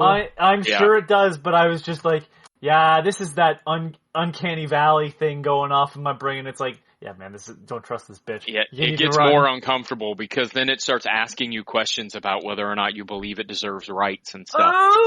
Yeah. No, thank you. That's the creepy shit. It's the same thing when people are like, "The She-Hulk, She-Hulk looks terrible." I'm like, She-Hulk isn't the problem here. It's the like uncanny valley shit that's going on. I'm like, I know that's not a person, but it sure looks like one. Creepy. Yep. Go ahead, Drew. Yeah, no, the Corey's it's legit. It's really good. I think I think if you liked Until Dawn, if you like the dark pictures, you're going to really like this one. I think it's got it definitely does try to do this whole, you don't know what's good and bad. But once you get into what's actually happening, you're like, okay, I understand how this works. I need to pick and choose my battles. And so it's well acted, for the most part. There is one character that I'm just like, why did he choose to do his voice this way? Is it Raimi? Who? Is it Ted Raimi? No. It's actually the guy from Detective Pikachu. Oh, really?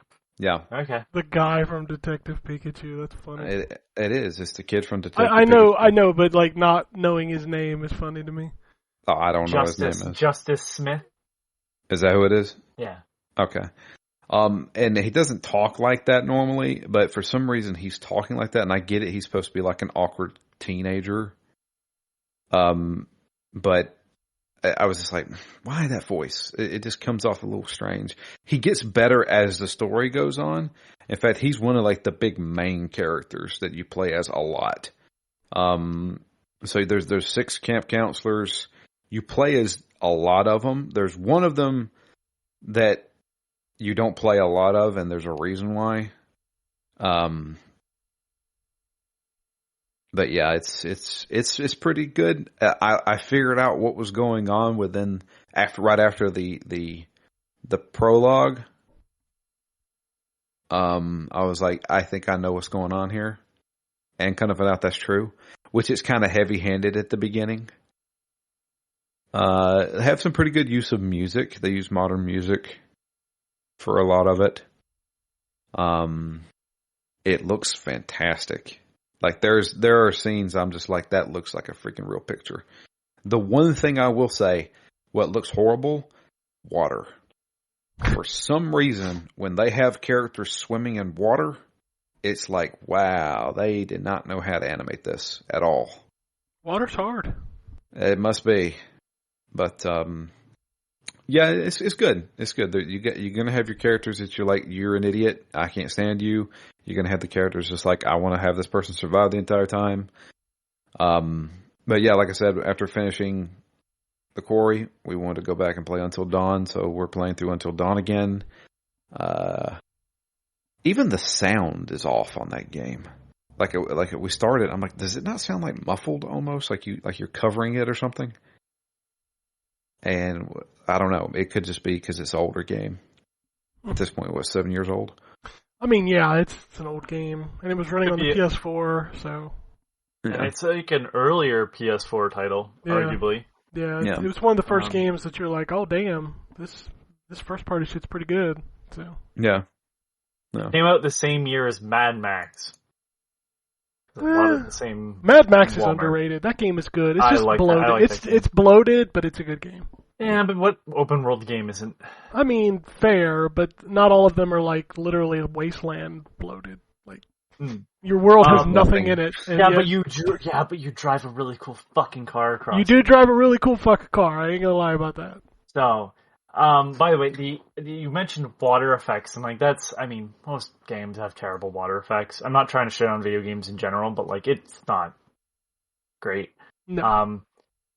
And what I'm about to mention is not a video game, but it is CG. Does anybody watch Love, Death, and Robots?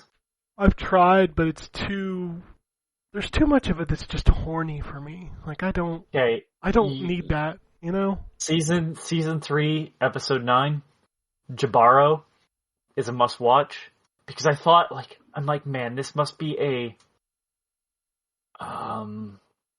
like, this has to be like actually filmed and then they just kind of edited it. No, the dude, like, it was like animated over top. Like, I don't even know if they were not, what is it called? Motion captured. I think they like animated it based off of like watching actors do the moves, but not like putting them in the suits. It is crazy. The water effects in it are some of the most amazing water effects I've ever seen in CG. I know it's such a weird thing to point out, but like, I'm like, God damn, if like they can do that in a video game, it'll be the best looking video game ever. I mean, oh man, you gotta watch it. If you have any sort of fascination with CG, like that is an amazing short. It's 17 minutes long. Jesus. Some of those are like way shorter than that. Like no talking either. Huh. Yeah. Follows a deaf conquistador. Nice. Interesting. All right, Drew, anything else? Yeah, a couple things. I downloaded and tried out Going Under. Oh, yeah. I know what that is. It's okay. I don't know what that is. What is it? It's a roguelike Yeah. where you play as an unpaid intern working for a startup company, and you have to go into the basement of the building and fight off a bunch of monsters using office equipment. Straight up what the fuck it is. It's got a very, like, cartoony, indie look to it. It's a lot of pinks and neons and stuff. It's Yeah. Seems, I'll say, at least an interesting concept. It definitely is. I didn't mind the time that I put into it. I don't know how much I'll play of it, but it was okay. It was definitely okay. Did you go into debt? Go into debt. Yeah, I'm pretty sure you can spend more to get like certain items than you have. And what they do is they put a ball and chain on you. That's pretty funny. No. That's a good idea. Yeah. I was impressed with some of the stuff I've heard about it, and I was like, maybe, but I'm like, I don't want to play another roguelike. No, I that's mean, the thing that turns It's on me off. Game Pass for free, so Yeah, it's on Game Doesn't Pass. mean I want to play it. well, You know what I mean? Like, that's... Yeah. I mean, that's fair. There's plenty of games I see on Game Pass, and I'm like, nah. Yep. But yeah, I played that. Obviously, Shredder's Revenge. I'm sure you guys have talked that to death. That's a really good one. And playing Yakuza 5. That is a Yakuza game, to say the least. I need to eventually get back into that series, but man, I got too much stuff. I did enjoy Yakuza 0, so eventually I would like to play through more of them, but it's just tough to get back to it after with so much other stuff on my backlog, you know what I mean? Well, it's not like those Let me- games are small either. No. Right. So Yeah. let me ask you a question, Ryan. Yeah. What did you like about Yakuza 0? I like the story and I like the gameplay, like the way the fighting was. I like the characters, although I know that what's his name, Majima is a lot different in the other games than he is in that game. But Yeah. So you've played the best story in Yakuza. I've heard that. Yeah. Yep, I've heard that. Yakuza 1 is good. Yakuza 2 is good. 3 feels like a weird stopgap. 4, they introduce a whole bunch of new characters. 5, we're doing 4 again. And I have not played 6. 6 So- is good because it's showing Kiryu's, It's like, in-game. The wrap up. Yeah. Yeah. And the best is Dead Souls, clearly. No.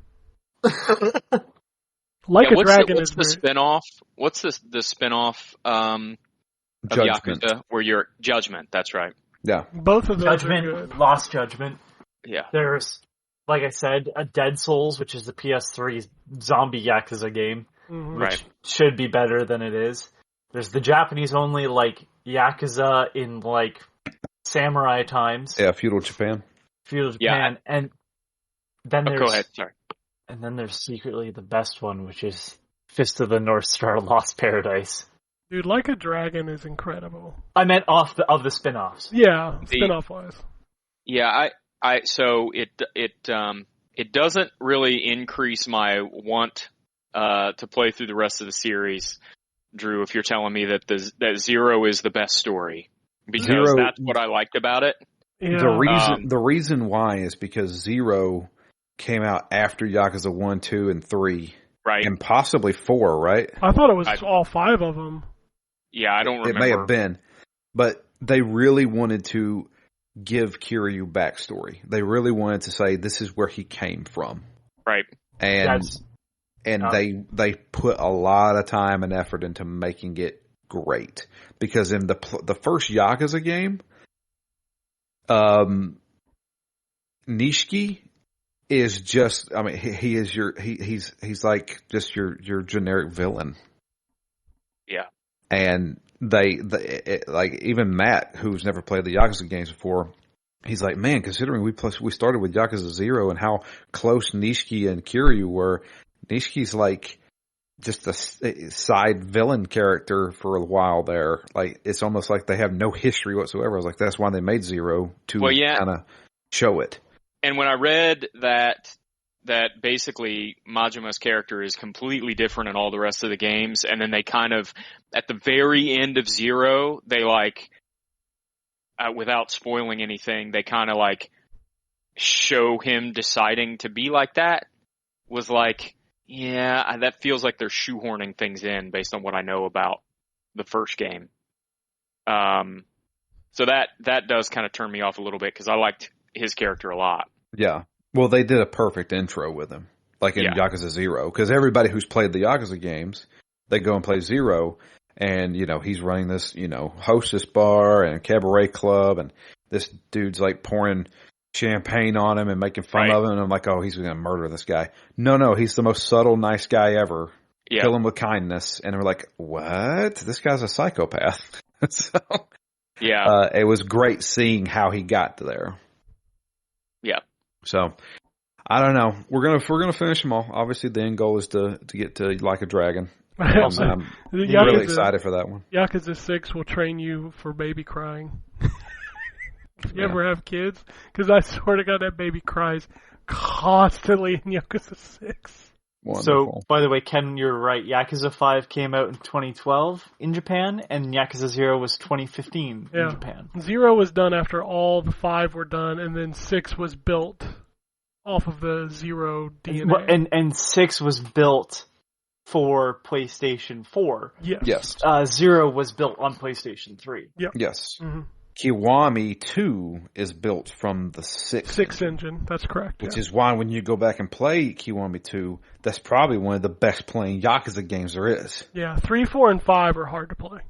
3, 4, and 5 are very hard to get back into because they are... PS2 games, man. I always, it was a joke. You could tell it's a good game whenever you can just spin the thumbstick and they just stand still and just spin. You could totally do that in the Yakuza games. Yeah, that was some old school control there. Yep. But that's pretty much it. I did mess around with, like, you know, checking on Game Pass stuff, and I downloaded Subnautica, but then was like, this seems kind of big. I'm going to table that for now. You want to be afraid under the ocean? Subnautica. Yeah. And seaweed punching. Yeah, seaweed punching is just a thing I do anyways, but... I mean, who doesn't? Yeah, exactly. But yeah, that's Subnautica is pretty much it. very much a survival game. Yeah.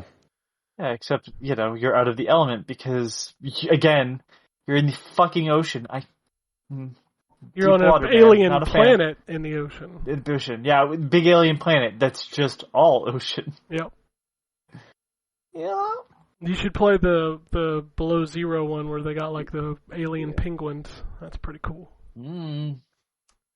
Alright, let's talk about what's coming out this week. We'll start with Series X, PlayStation 5. We've got Escape Academy, F122, Phobia, St. Denfa Hotel, MX. Yeah, that was pretty good. Yeah. MX vs. ATV Legends, Tour de France 2022, Hillbilly Doomsday. That's I hope Tour de France 2022 has a doping minigame. Oh, Jesus Christ. The Legend of Bumbo. Legend of Bumbo. Yeah, it's a spin-off of Binding of Isaac. Oh, John's probably excited. Bumbo is the guy that you can trade coins to in that game, and this is his own. Oh, it's his game. origin story? Got it. Want to know Sure. what caused him to create that game. Hourglass. Outriders World Slayer. Anybody care about that game anymore? I tried to, but I just can't. The Galactic Junkers. Almost My Floor. That must be an elevator game. No, it must be. PlayStation 5, we've got Disgaea 6 Complete. I'm surprised I'm not seeing more people talking. DNF Duel is out this week. That's the new Arxis fighting game. That's what I've been seeing, because I'm like, I don't know what DNF stands for. I'm like, Duke Nukem Forever? What the fuck? Yeah, it's the Duke Nukem Forever Duel. You scratch buttholes to open doors. Gucci. Oxide Room 104. And Instant Sports All-Stars. So those are your new gen games. All Stars. Yeah.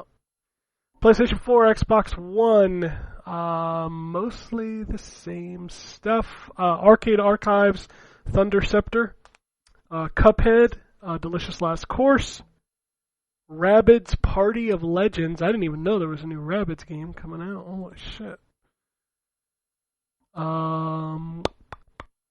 Looking it up, because what do you think this is? Like, Which I realize a party game. The Rabbids game. Fuck. The only thing I could guess would be a party game. Yeah, it is. God damn it. Yeah. Something would be a little bit more exciting. It doesn't seem like it's got like a board game attached like Mario Party either. It just looks like a bunch of mini games.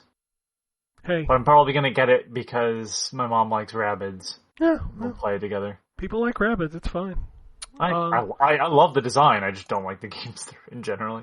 My son loves the rabbits. Lumberjack Simulator. In case you ever wanted to simulate being a lumberjack. All right. Finally, all my hopes and dreams can come true.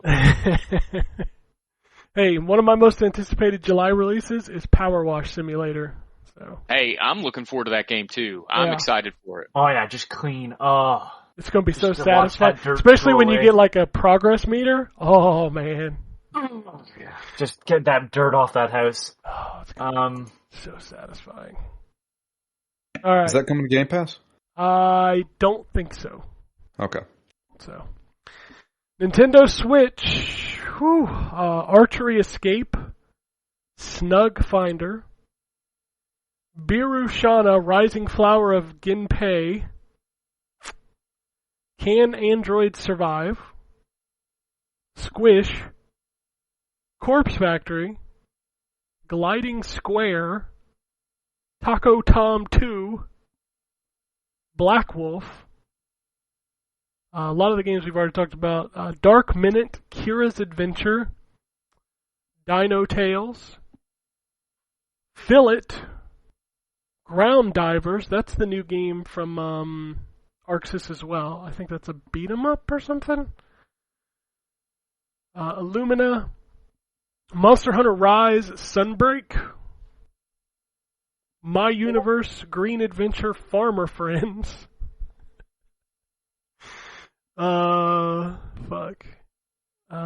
Red, White, Yellow Cruising, Road Redemption, Salaryman Shi. Wait, Road Redemption? Yeah, I know it's an old game. I think it's just now coming to Switch. Okay, that makes more sense. Yeah, I was gonna say, fucking 2019. Yeah, that's the Road Rash clone. Is that the good Road Rash clone or the bad one? So it's like two, right? I don't remember which one was bad and which one was good. Cine, the Jackbox Party Starter, Beasties. Road Redemption is the good one. Road Rage was the bad one. Okay, good to know. One of them was a roguelike, wasn't it? Fuck if I know, man. God damn it. Jet Boy and the Randomizer of Doom. Omori, making its way to Switch this week. Parasite Pack. And Rainbow Laser Disco Dungeon. Rainbow Laser Disco Dungeon. It's another one of those that fits the cadence, right? It does. Pretty perfectly, actually. Yeah. All right, news So I time. looked up. I had to look up with that name like that. I had to look it up. It's Robotron. Okay. Like down to the graphics almost. It sounds like Robotron. Twin stick shooter. The year 2084. The year is Or this world- 2084. Well, Robotron was 2084. Yeah, I know. Yeah, Earth is ruled by evil robots. All music has been outlawed. Alright, we have a twist. Dancing is strictly forbidden. Still, in the underground, the beat goes on. Rainbow Laser Disco Dungeon. Half twin stick shooter, half rhythm game, half dungeon crawler, 150% groovy. Groovy. Actually, wow, the graphics are actually seizure-inducing. Cool. Oh, that's always fun. All We right. skipped over the dancing is forbidden. Dancing is forbidden. All right. Oh yeah, that. Oh, good God. Look at that. That's no thanks. Oh, man. Oh, Why did gosh. you post that there? That is.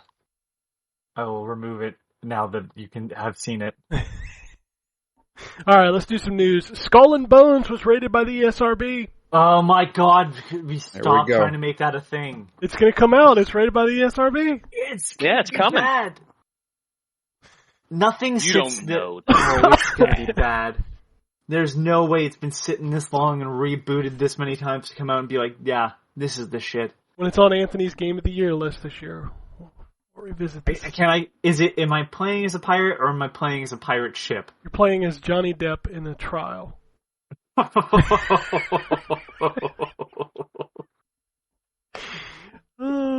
right. Alright, yeah. Hey, you remember when KOTOR 2 came out and it was buggy as shit? It's still buggy. KOTOR 2 is still buggy as shit. You can't finish. Some people can't finish the game because of a glitch. And until they fix it, they've provided a workaround which apparently requires you to access the cheats menu to teleport to a different area. Wow, really? Yeah. Oh, Obsidian. Your games. Did you guys see that freaking video I posted or retweeted? Which one? The Fallout one. No. You need to go and watch that right now. Well, I can't watch it right now. I'm doing a podcast, Drew. Well, everybody who's listening to this, go look at my Twitter. I retweeted it like yesterday. It's absolutely. I was dying laughing. Let's do some From Software news. We got a couple headlines here. From Software has unannounced a project in the final stages of development. The question is it Armored Core? Because we know they're working on that. I hope you got it something that's Xbox exclusive. Nah. Just piss off the people again. Miyazaki has also said he's working on his next game. And they said more updates are coming to Elden Ring. Funny note in this interview that came out with Miyazaki, he said that the people of From Software have no idea why Elden Ring is so popular. Yep. Which is like... Because it's awesome. I was going to say, like, you guys made a really good game. Maybe you should just be proud of that. And everybody wants to play it. What I hope, though, I'll say this. What I hope is that doesn't mean that they forget the lessons they learned on this game when it comes time to make the next one. I really think the next one's going to be Armored Core, and then after that, who knows? Well, all I know is that the quality of life improvements in this game need to make their way into the new ones. Yeah, absolutely. And so let me just say, by the way, that as amazing as this game is, there is still some shit in here that is like, if there's some stuff in this game that wouldn't be out of place in like some Euro trash Western RPG from 10 years ago. And of course, primarily I'm referring to the goddamn menu that pops up when you want to revive your horse with a flask. If I didn't want to revive my horse, I wouldn't have pushed the goddamn revive my horse button. Are you sure you want to revive your horse? It's going to cost you a flask. No shit, it's going to cost me a flask. I know that already. Just do it. Don't make me use a D-pad only menu to do it in the middle of a fight. Anyway, if you can't tell, that's one of the few sore spots for me in this game. The The Snitch was at it again this week. This guy is 100% so far. His tweets this week were a binary code with a picture of Kratos. And solving the binary code resolved to the 30th. So the guess is now we're going to get some Sony news on June 30th, probably the God of War release date. So Nice. Hopefully. Is that this year? that's the rumor. Okay.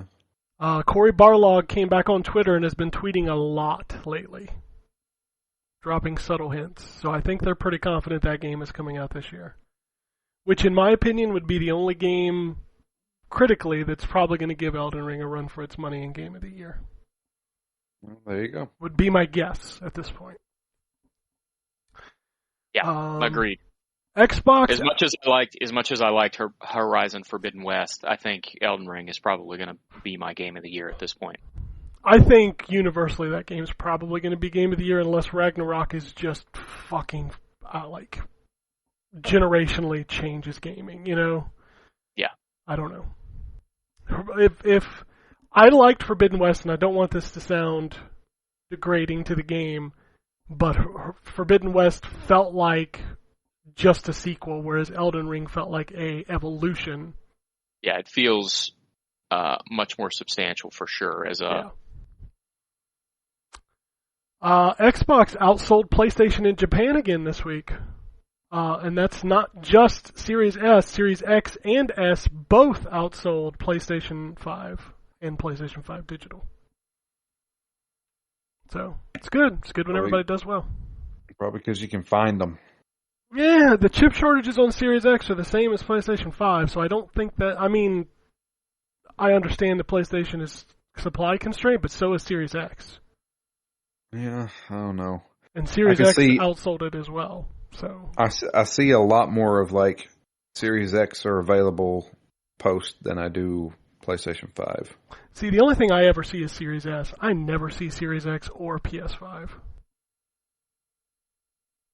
I feel like I'm afraid if any of my systems break, I'm like, I'm never going to find another one.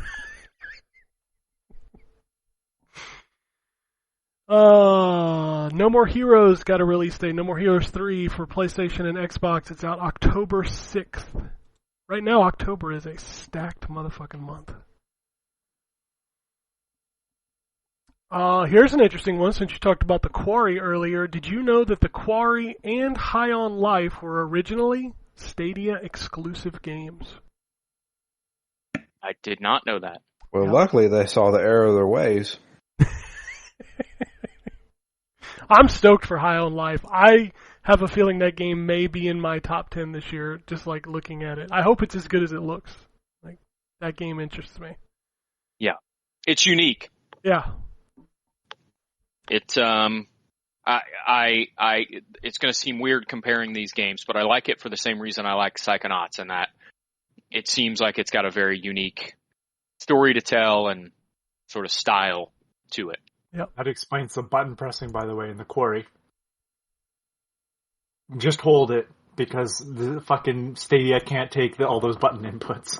Yeah, you may be right there, boss. Yeah.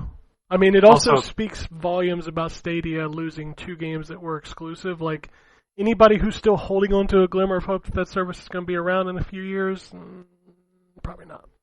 Also, High on Life, man. I know I said it before, but I can't wait to be like, I see, I'm your gun. I'm your gun. Now you shoot me. You pick me up and you shoot me. Yeah. And then the other gun's gonna sound like this. Yeah, you shot him. You shot him. Hey, Morty. Morty. I'm just gonna vamp for 20 minutes, and 20 minutes I'm just gonna keep saying what I want. Wanting for 20 minutes, because I need to fill space. It's just gonna keep talking. Guns. You're not I'll wrong. be right, you know that. I'm gonna say, if it sounds annoying now, it's not gonna change. Alright, Squaresoft has said that they're looking to add NFTs into their major franchises, so maybe Final Fantasy VII Rebirth's going to have an NFT. This is a cry for help, right? Yeah. It's like, please, someone buy us. Yeah, I don't... At this point, it should just be Sony. Sony should just buy Square. You don't want to go. You don't want them to go one platform, but at this point, be better than what the fuck they're doing now. Yeah, for sure. Johnny Cage actor put a video online of him at the Warner Brothers lot. A lot of people think he's teasing some MK12, and the music in the video was MK2. So I don't know. This is, dude, it's July, okay? This is the 30th anniversary of Mortal Kombat. We have heard nothing. Yeah, it's so weird. How do we not have something? 30th anniversary. Come on. Yeah, it's crazy. 343 is looking to add cosmetic microtransactions into the Master Chief Collection. This just screams to me, hey look, we finally fixed it, now let's fuck it up. No kidding, right? Hey, we noticed that you're playing this instead of our new game. What if we could salt the earth so you go to the new game? Yeah. Like that new game's doing even better, man. Did you see that new Battle Pass? Ooh, that is lame. Yeah, so... Ugh. 343, they're done, right? Like Halo Infinite is a good video game, but man, they fucked up that online. Yeah, it's the thing that's the most important. They tried to be a combination of Fortnite and Halo without learning any of the lessons from either, and it's a shame. It is. Because the actual gameplay in that multiplayer was really good. The actual gameplay in Halo Infinite is fucking phenomenal. I loved playing that game. I was glad to have finished that game. Yep. But I have zero interest in the multiplayer, like zero. Depresses I'm me, the same way. Depresses me. Yuji Naka seemingly confirmed on Twitter that the music in Sonic 3 was actually worked on by Michael Jackson. Yeah, I know. We keep. I don't know how many times the guys that were formerly Game Trailers and then Easy Allies, and then now most of them are leaving Easy Allies. Kind of proven that years ago, and then Pigeons and Planes, which is a music blog or whatever, confirmed it by talking to the same fucking people that the guys from Game Trailers talked to like 5 years earlier. And I guess Yuji Naka is just the final confirmation. But Yuji Naka's kind of losing his goddamn mind. So people saw that and ignored the fact that he was calling out Naoto Oshima, who is the character designer and it's not Naoto. Oh god, this current guy that runs Sonic, because Naoto is the original creator. But yeah, the guy that's currently that heads up all of the Sonic stuff, and he was just calling him out on people were congratulating him or whatever, and then Yuji Naka was he's a traitor or whatever, and then posting about Balan Wonderworld, those two things have anything to do with each other. So, yeah. I'm not saying Yuji Naka can't be trusted. I'm just saying, maybe don't skip over the fact that he's also publicly having a mental breakdown. Yeah, no, that's fair. I've got your rumored PlayStation Plus Essential games. Now we have to call it Essential, because it's not just PlayStation Plus games for the month of July. Crash Bandicoot 4, It's About Time. The Dark Pictures Anthology, Man of Medan, and Arcadegeddon. Arcadegeddon? Is that how you say it? Arcadegeddon. Those are your rumored games for July. Sega announced a new game this week. Creative Assembly is building a... how do you say it? PvPvPvPvPvP? A piece of shit I'm not going to play, and will have its fucking people drop off, most likely. It's called Hyenas. After 2 months. Fuck them. Not Creative Assembly. I mean, apparently this might be a game that they were working on for like 5 years. Yeah, I think they confirmed they've been working on it for about 4 or 5 years. Boy, you should have shifted development. You know, how many of these fucking things have to fail before people learn? Like, it ain't happening. I mean, you've got to pretty much one winner in like across the board. Like Fortnite is clearly the big one. You know, Apex Legends is still kicking around. Call of Duty Warzone still does well. Overwatch still does well, and then you jump into the other side where you've got like League of Legends and Dota still do well. But like you could probably name 30 games that have tried to mimic those games that nobody plays. Yeah. Yep. And so they're hyping this up. They're like, "Well, what's this sound?" Well, I don't know what that fucking sound is because it was from nothing that was previously done. And I just to fucking hype this thing up. No offense, it's not a piece of shit. But when I say it like this, it sounds. But like for this piece of shit, like I've seen this before. You know, like This is nothing new. What do you? Stop trying to be like this is the next big thing. Not necessarily. It might not be. Most things are not the next big thing. So, like, this is going to be the biggest fucking announcement. You guys, it should have just said, hold on to your dicks. We're going to blow them fucking right off. Hold on to your dicks. Because, like, well, that's what they were hyping it up with. Like, oh, man, it's gonna steal the show. They meant that it was like a stealing game, but that's pretty funny. I mean, it's gonna but Anthony, definitely get mocked. You can steal a Sonic the Hedgehog plushie. I could also just not play this game. That you could do that too. Yeah, that's an option in your life. Like, you know, I hate to be like that, but it's like that's an option in your life.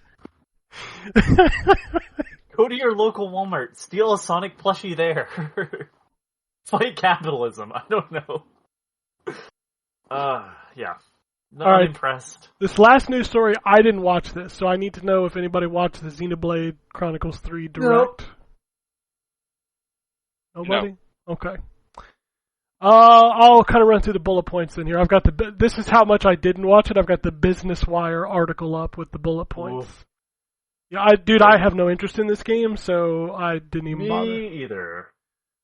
Explore a vast world. So apparently it's a big world. Learn the arts of battle. Find rest and quests at colonies. You can master character classes. Recruit heroes into your party. Fuse into Ouroboros, whatever that means. They've already announced an expansion pass that will be $29.99. And you can use any amiibo. The game is due to release on July 29th, so it's about a month out. So that's Nintendo's next big game. I wish I liked these games. They seem interesting, but not my thing. Yeah, I tried the one remake. on the Wii. I tried the one on the Switch. I just I get so far into it and then I just drop off. They're good, though. They are good. I'm not denying they're good. I totally recognize that these are great games, but I just cannot. The only Xeno games I ever got into were Xenosaga. And I loved the first one. I felt the second one was very dragging, and then the third one's incredible. So I'm sure I would like them if I had time to play them, but I have never played any of them. So it feels very overwhelming to think about starting, because I know they're all long. yeah. Also, it really hurts how ambitious these games are, and they're running on the Switch, and they just don't look great. No, it's true. The frame rate in these games and the resolutions are bad. So, I know that's a superficial thing, but I'm going to be real honest with you. Sometimes just running and looking good can really kind of make up some other areas. But I agree with you completely. I don't know. Even There are with, plenty of games that I've passed on specifically because the visual style turns me off. Now, these games, it doesn't, but I agree with you completely that visual style is important, despite the fact that people will call it shallow or whatever. It definitely makes a difference. yeah. I don't know. I hope everybody loves it when it comes out. I'm sure they will. I know Jay's a big fan. I'm sure he'll love it. But it's just not for me. There is a rumor that Nintendo is going to have another direct this week, like a third-party direct or something.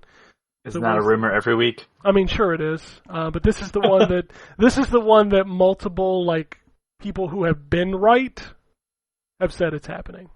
So, like, there's a lot of people that I don't take seriously when they say it, but I've heard 3 to 4 people who have been right about these things saying that it is this week. So, I don't know. We will see. The same with the God of War stuff. Who knows? But that's God of War. I'm really hoping for because I'm really anticipating that game. I can't wait for that one. Yeah, no, I will definitely be looking. Now that Starfield's been delayed, like, that's my game of the fall if it makes it out this year, for sure. Yep. Agreed. All right, that's all the news that I have, unless anybody has anything else. No, I don't have anything else. Anthony, sometimes I know you have some stories I missed. I mean, Bernie Stoller died. We didn't talk about that. Yeah, I forgot I saw that. That was this like morning. right before the show, yeah. Jesus Christ, man.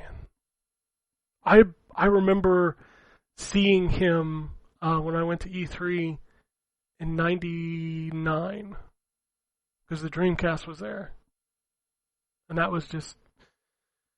But then again, we haven't really heard from him in the game industry since he left Sega.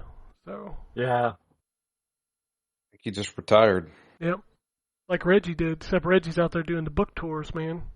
Reggie's out there just talking shit. Yeah, Reggie is. But then again, it's Reggie, so you know.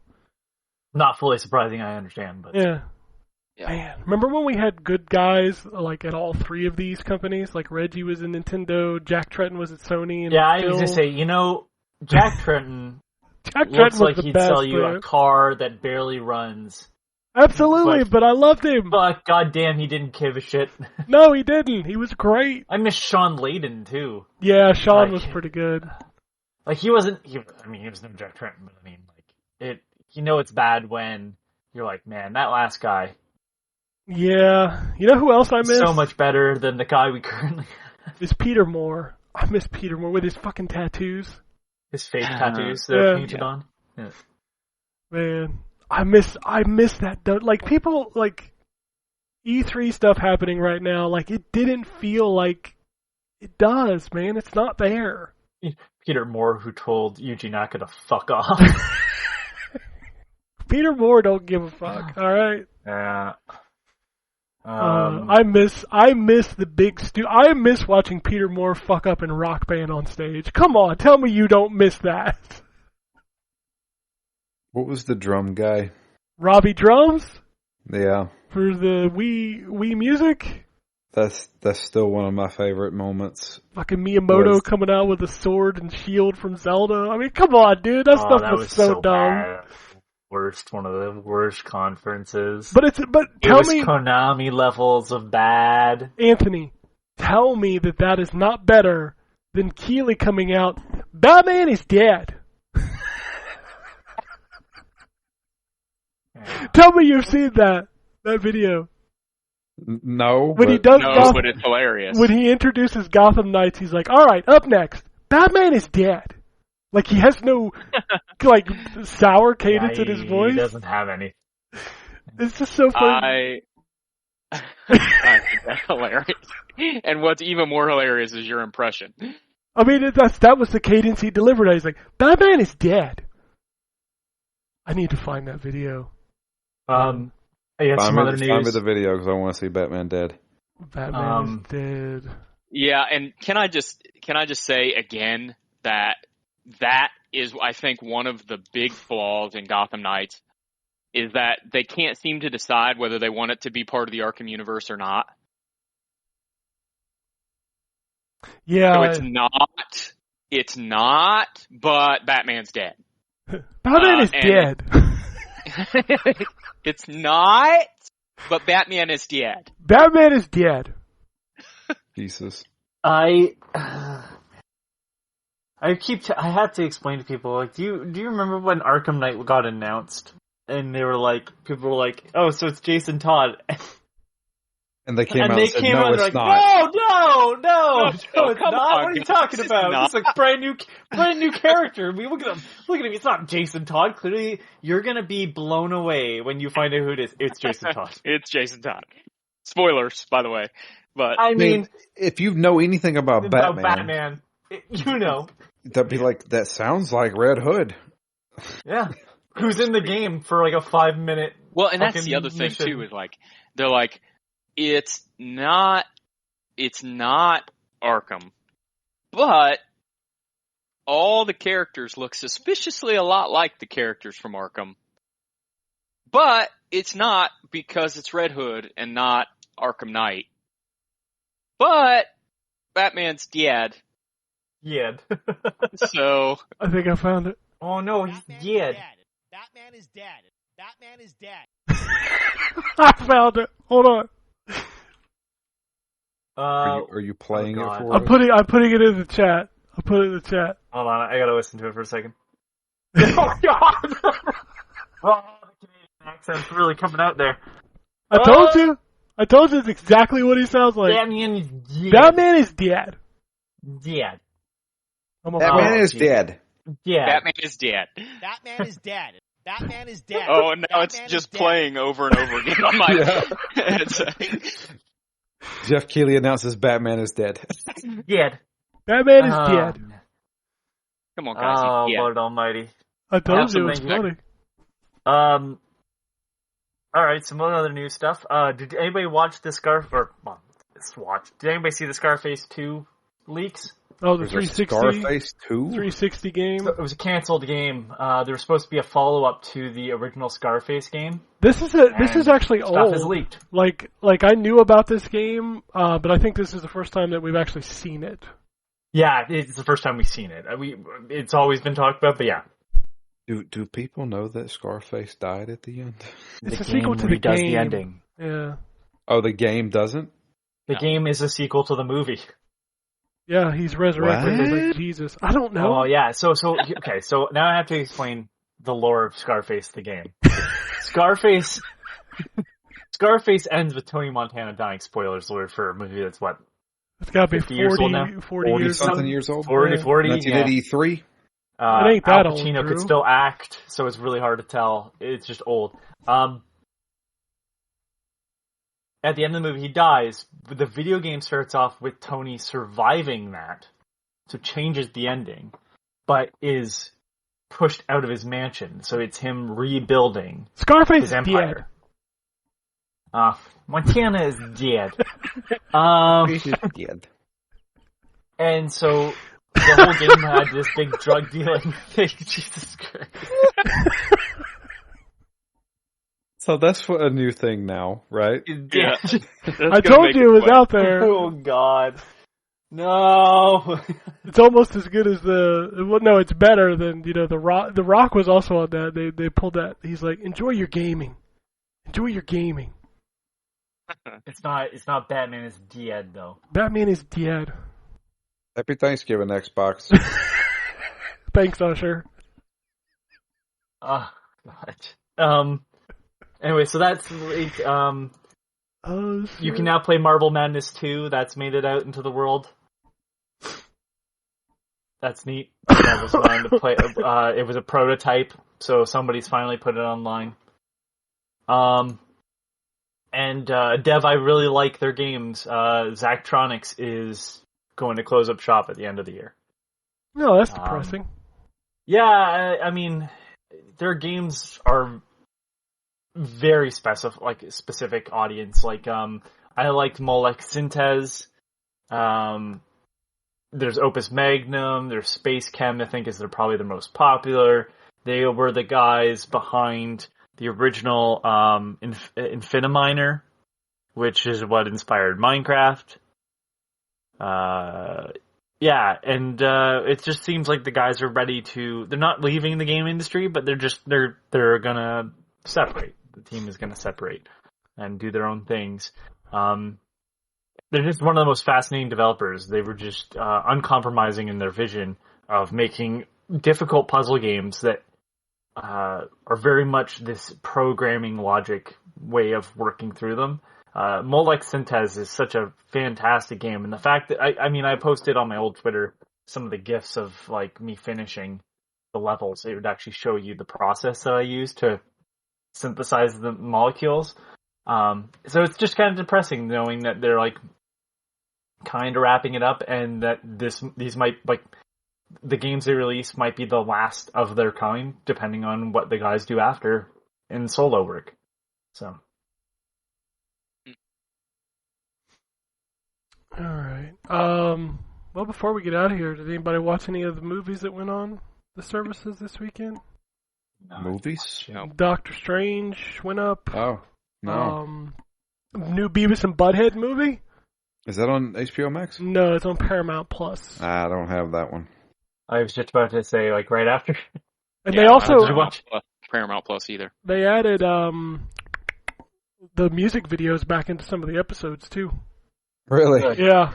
So I was watching some of that this weekend. But no, that movie, yeah, you should, if you get a chance to watch it somewhere, you should watch it because it's really fucking good. It's amazing. They actually explain where they've been for the past 22 years. And they're still teenagers? Yeah, well, they explain it in the movie. Oh, okay. Yeah, like that's the plot of the plot of the movie is literally Butthead starting off going, "You've probably wondered where we've been for the past 22 years. Well, now I'm going to tell you." Holy shit. Do they have a rendition of Lesbian Seagull? Unfortunately, no, but he is. Oh my God. He is in the movie. Oh man, I still sometimes if I hit something in a video game and it goes flying, I say, "Fly high, Lesbian Seagull." I don't know. I know that between that and Jackass, like I feel like I've had like a renaissance of 90s hilarity in the last couple months. So it felt good, man. It felt good in this shitty world to laugh this weekend. We started the Umbrella Academy season 3. I could not get through the first season of that show. I found it extremely boring. It's actually season 2 is so good. I can't get through season 1. I'm telling you, man, give it a shot. I think you'll get into it. I did. I gave it 3 episodes, and I was just like, ugh. Just boring. That's good. It really is. Doctor Strange is pretty good. There's some stuff in there that is pretty neat. There's some Sam Raimi stuff in there. There's a lot of Sam Raimi stuff, but I'm talking like Marvel stuff you ain't seen yet. No, really? Yeah. I'm hungry for spaghetti. I want my name to be Spaghetti. All my name is spaghetti. I was trying to think. There was something else that came out this weekend, too, and I didn't get a chance to watch it, but I forgot what it was. Fuck. I don't know. Everybody should watch Disgraced Attorney on YouTube. Oh, you're talking about the Phoenix Wright thing? Parody. Yeah. It was brilliant.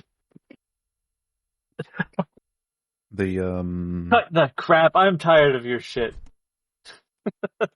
What is it? Westworld starts tonight. I need to watch Moon Knight. I have not watched that yet. You know, we got halfway through that and then stopped for some reason. Yeah, I've been kind of keeping to where I don't start these shows until they're done, except for Obi-Wan. I watched Obi-Wan weekly. I still gotta finish off the last episode of Obi-Wan. Oh, that's the best episode. It's so good. I know, I heard, and that's the way the series has been for me so far. Every episode I say, "Oh, that was the best episode of the show yet." Oh, this one kills it. There's a couple cameos in it that I was just like, "Holy shit!" Okay. Yeah, I gotta watch it tonight. Yeah, that's the game plan. I'm waiting. Yeah, I need to watch Moon Knight, and then I'll probably wait. Miss Marvel, or is it Miss Marvel? Is that what it is? Yeah, Miss Marvel. The new one. Like I think it's like 3 or 4 weeks in, so it's probably got a couple more. Yeah. Probably get through Moon Knight and then watch that. And I'll tell you the movie I'm super hyped for comes out in July, which is Nope. I can't wait to see Nope. Then I gotta watch Jurassic Park, which I'm sure everybody says sucks, but I'm gonna watch it anyway. You know it's gonna be bad. It's fucking dinosaur. I've watched every one of those. Like, everybody's hated those movies since 1. Let's be fair. For a franchise that everybody loves, everybody hates 5 of the 6 movies. Jurassic Park 2 was clearly kids like dinosaurs, let's make a movie for kids. You talking about the Lost World? Lost World. Yeah. Is the second one. That's based on a book, though. Yes, but No, yeah, but no, not it really. follows the It's book. not at It all. doesn't follow the book. The book was written because they were doing the movie, right? Like he sped No. through to write the book. No, the movie, the No? book was out long before the movie. Okay. The book is Lost World 2 is, or the book is much different than the movie. Yeah, Jurassic extremely different. The movie is made for kids. Yes. And I get it. I get why it was. I get why, because the first movie had a bunch of merchandise, but let's be honest, it's kind of a horror movie where the first monsters, movie? yeah, for sure. Mm-hmm. where the monsters are fucking people eating dinosaurs. So like, I get why the second one exists. That being said, I don't think it's great. Except for Tyrannosaurus Rex. But like, I will defend 3 as having some amazing moments. I think that's a good movie where the park is abandoned and you're just kind of going through the remnants of it. I think that's great.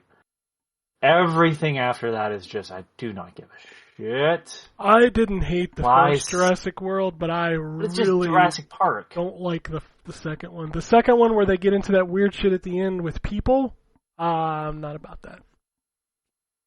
How many Jurassic Worlds have there been? 2. Two, No, well, this is 3 the now. third. This is the third one. So it's 6 Okay. movies total. So they had Jurassic World what? Dominion. Dominion. Dominion, and then Jurassic World what? What's this new one called? Parts. Fucking, I don't know. Fallen Kingdom or something? No, you're That's right. it. Fallen Kingdom was the second one. Oh. Oh yeah, so Dominion's the third one. Dominion's the third one. Yeah, See, Fallen it Kingdom already was the shows you second how much one. we don't give a shit. Was Jurassic Park 3 just Jurassic Park 3? Yes. That's all it was called. Also, Jurassic World has Justice Smith in it. Let's just full circle right now. Oh wow. The kid from Pokemon. Jurassic Park 3, here's the reason why I defend Jurassic Park 3. I like the atmosphere of this rundown, like, amusement park. The dinosaur stuff, for the most part, doesn't matter. The bird cage is one of the coolest fucking ideas for anything ever. Yeah, but in that movie, a raptor talks to Alan Grant. Yeah, but it's the drugged out sequence. I know, but it's still funny to see the raptor talk to is. him. And then It is funny. Alan. the theme of the movie is him talking to the raptors also, by the way. Yeah, again, not the best movie, but it's the second best in the series. I like The Lost World. I don't care what people say. I enjoyed Lost that World movie. was boring to me. I like that movie. You It's want to fine. watch a The boring... only fine. part of it I remember is the Uncharted part where they're on the thing that's hanging over the cliff. Oh, I mean, yeah. that happens in every freaking Jurassic Park movie, it seems like. You want to be bored, watch the second half of Fallen Kingdom. Holy Is shit. that when you're saying the one that's hanging over the cliff? That's where the raptors are, right? No, the Yeah, T-Rex. I just remember they're like trying to kick out the windows The or something. bus. They're T-Rex. hanging. Yeah, the bus. The bus Yeah. is hanging over. Yeah. Yeah. That's when they had the T-Rex baby and they fixed its leg, and then T-Rex has come back and knocked the thing over the ledge. Yeah. Yeah. My wife and I rewatched that, and I was like, God, I forgot Vince Vaughn was in this. Yep, Vince Vaughn is in that movie. Oh, yeah. I don't know. It's fucking movies about dinosaurs. I like dinosaurs. Yeah, I am thinking the right one. Yeah, where the glass is breaking underneath them while they're in the bus. Yeah. So have to climb up the bus. Yeah, okay, that is a good Yeah. moment too. That's literally the only part of that movie that I remember. I remember the end. I've confused this part because it's good to be part of the first movie, the bus sequence. The last part is what I remember when they go to mainland. The Tyrannosaurus T-Rex Rex. is running through the city. It's like in San Diego, right? Yeah, because that's As where a they were going to kid- build the new zoo. As a kid, great. As an adult, I just go, no. Well, Those apparently movies were always for kids. don't they like take over Except the for the first world one. now? Who? The dinosaurs. I don't know what this new movie's about. I think that they like just live in the world with us or something. Yeah. Oh, it's bad. Chris Pratt can fucking tame them. Everybody He's- hates Chris Pratt. I don't know why. He's just so mediocre and everything. I mean, most actors are pretty mediocre. I'll be real You're honest. right, but also at the same time, like, he is peak mediocrity. Well, the other thing about Chris Pratt is he's seems like kind of a turd human being. So Well, there is that, but you know, That let's too, be but, fair. like- Most of those guys are probably turd human beings. Yeah, not like him, though. Like, turd human beings to people in your private life, and turd human beings because you're in a shitty, let's just say religion, I want to say cult. Yeah, you know. Also, I want to just point out that Chris Pratt says his Mario voice is unlike anything you've heard. I put great on Twitter, and then sure. I just love your response, Wombat, considering his past voice acting. I'm guessing the voice sounds mostly like Chris Pratt with a big red hat on. it's the truth. I mean, it's the truth. Yeah. He's going to do his voice. That's what it's 100% gonna be. what he's going to do. Yeah. I also find it And- funny and- that so many people care. Like, I just I care because, again, I was like, hey, the studio that deals with mostly silent protagonists, the Minions, is doing a Mario movie. That's kind of a great call because Mario and Luigi don't talk much. And then they're like, we're giving him a voice. And I go, who's it going to be? And they're like, Chris Pratt. He's so cool. And I went, wow, that's a shitty choice. I mean, do we all love the old Super Mario Brothers cartoon? The Super Mario Brothers Super Show? Yeah. Oh, fuck you, Luigi. Let's go back and listen to some of that dialogue. You know what? Is this voice for Mario sounds a lot better. I hope she makes then a lot fucking- of spaghetti. I prefer that over what the fuck Chris Pratt's bringing to the table. The You don't spaghetti remember thing kids. was from the CDI games. I know. Remember, kids, if you do drugs, you go to hell before you die. I don't know. Wasn't that part of the live action sequence? Yes, that was. Captain Lou. Remember when they dressed up in drag? Yeah. That was Yes. great. That was great. That show is so good. I'm sorry. Dude, I was obsessed with the Super Mario Brothers Super And Show. then every Friday was a Zelda episode. Every Friday was a Zelda Yep. episode. Excuse me, princess. Excuse me, princess. I remember the fucking cereal, yo. Mm-hmm. Legend Oh, of yeah. Zelda, Mario I cereal. remember the song from the Nintendo cereal commercial. That's how ingrained it is in my brain. Oh, hell yeah. I have the DVDs for the Super Mario Brothers 3 Adventures or whatever, which was like the follow-up cartoon Oh, show. yeah. It wasn't nearly as good, but It's terrible. you can watch it But all I'd on still prefer- Tubi, I think. There's a Milli Vanilli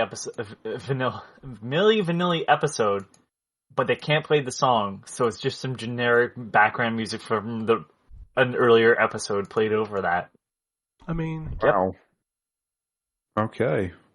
It's licensed music, right? That happens a lot. If you watch not to bring it to Constantine, but Constantine, the TV show, had to do that too. They had to make up like fake new songs because they used licensed music when it was on television, but for DVD release, they didn't want to pay for the rights. that's the same way with Supernatural. The first season streaming doesn't have the real songs. Yeah. They don't do that Nope. until season 2 for some 2. weird Yeah. reason. They didn't do the carry on. Yeah, like like all the songs that they play. Like there's even a scene in season 1 where he puts a Metallica tape in the car, Yep. and it's not And it's- Metallica that plays. It's just generic butt rock. Yeah. Like that first season, for some reason, they couldn't get the license, but the other 14 seasons, perfectly fine. Yep. They Supernatural's weird because Dean was supposed to be like a metalhead, and then they changed him over to like a classic rock guy. Licensing is weird. Like the whole going back to the Beavis and Butthead stuff. Like the fact they took the music videos out, and now they're back in is just.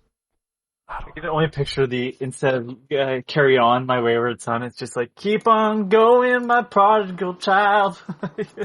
I mean, that'd have been better than what they did put in there. Oh no! No, it's just generic crap. I mean, it's like there's no lyrics or anything. It's just Oh, that sucks. Well, at least Constantine used music with lyrics. But yeah, Super Mario Brothers show. I still prefer that voice. Whatever he's gonna do. All right. Well, that's all I've got for this week. If you want to tweet at us, it's at N4G Podcast. If you want to check us out on Twitter, Anthony's a Complacent Robot, Drew's a DMF Fury, Ryan's a Wombat RP, I am at ZTGD. Also, check out Phoenix Down. Yakuza 5, first episode this week? I'm hoping so. We're gonna find out. All right. If you want to shoot us an email, it's podcast@ztgd.com. Otherwise, unless nobody has anything else, we'll get out of here. Yeah. Alrighty. And it goes something like this. Epic fail.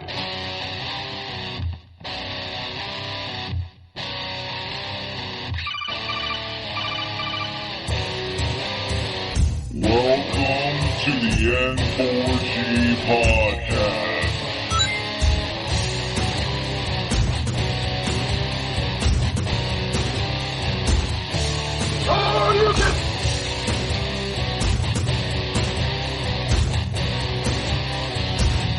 It's me, Mario. $0. This is going to be a very interesting episode. Gather time. Greetings, programs. I got lost trying to find my way to the secret underground N4G Radio lair. The Wombat. And always been angry. Killer Wolverine.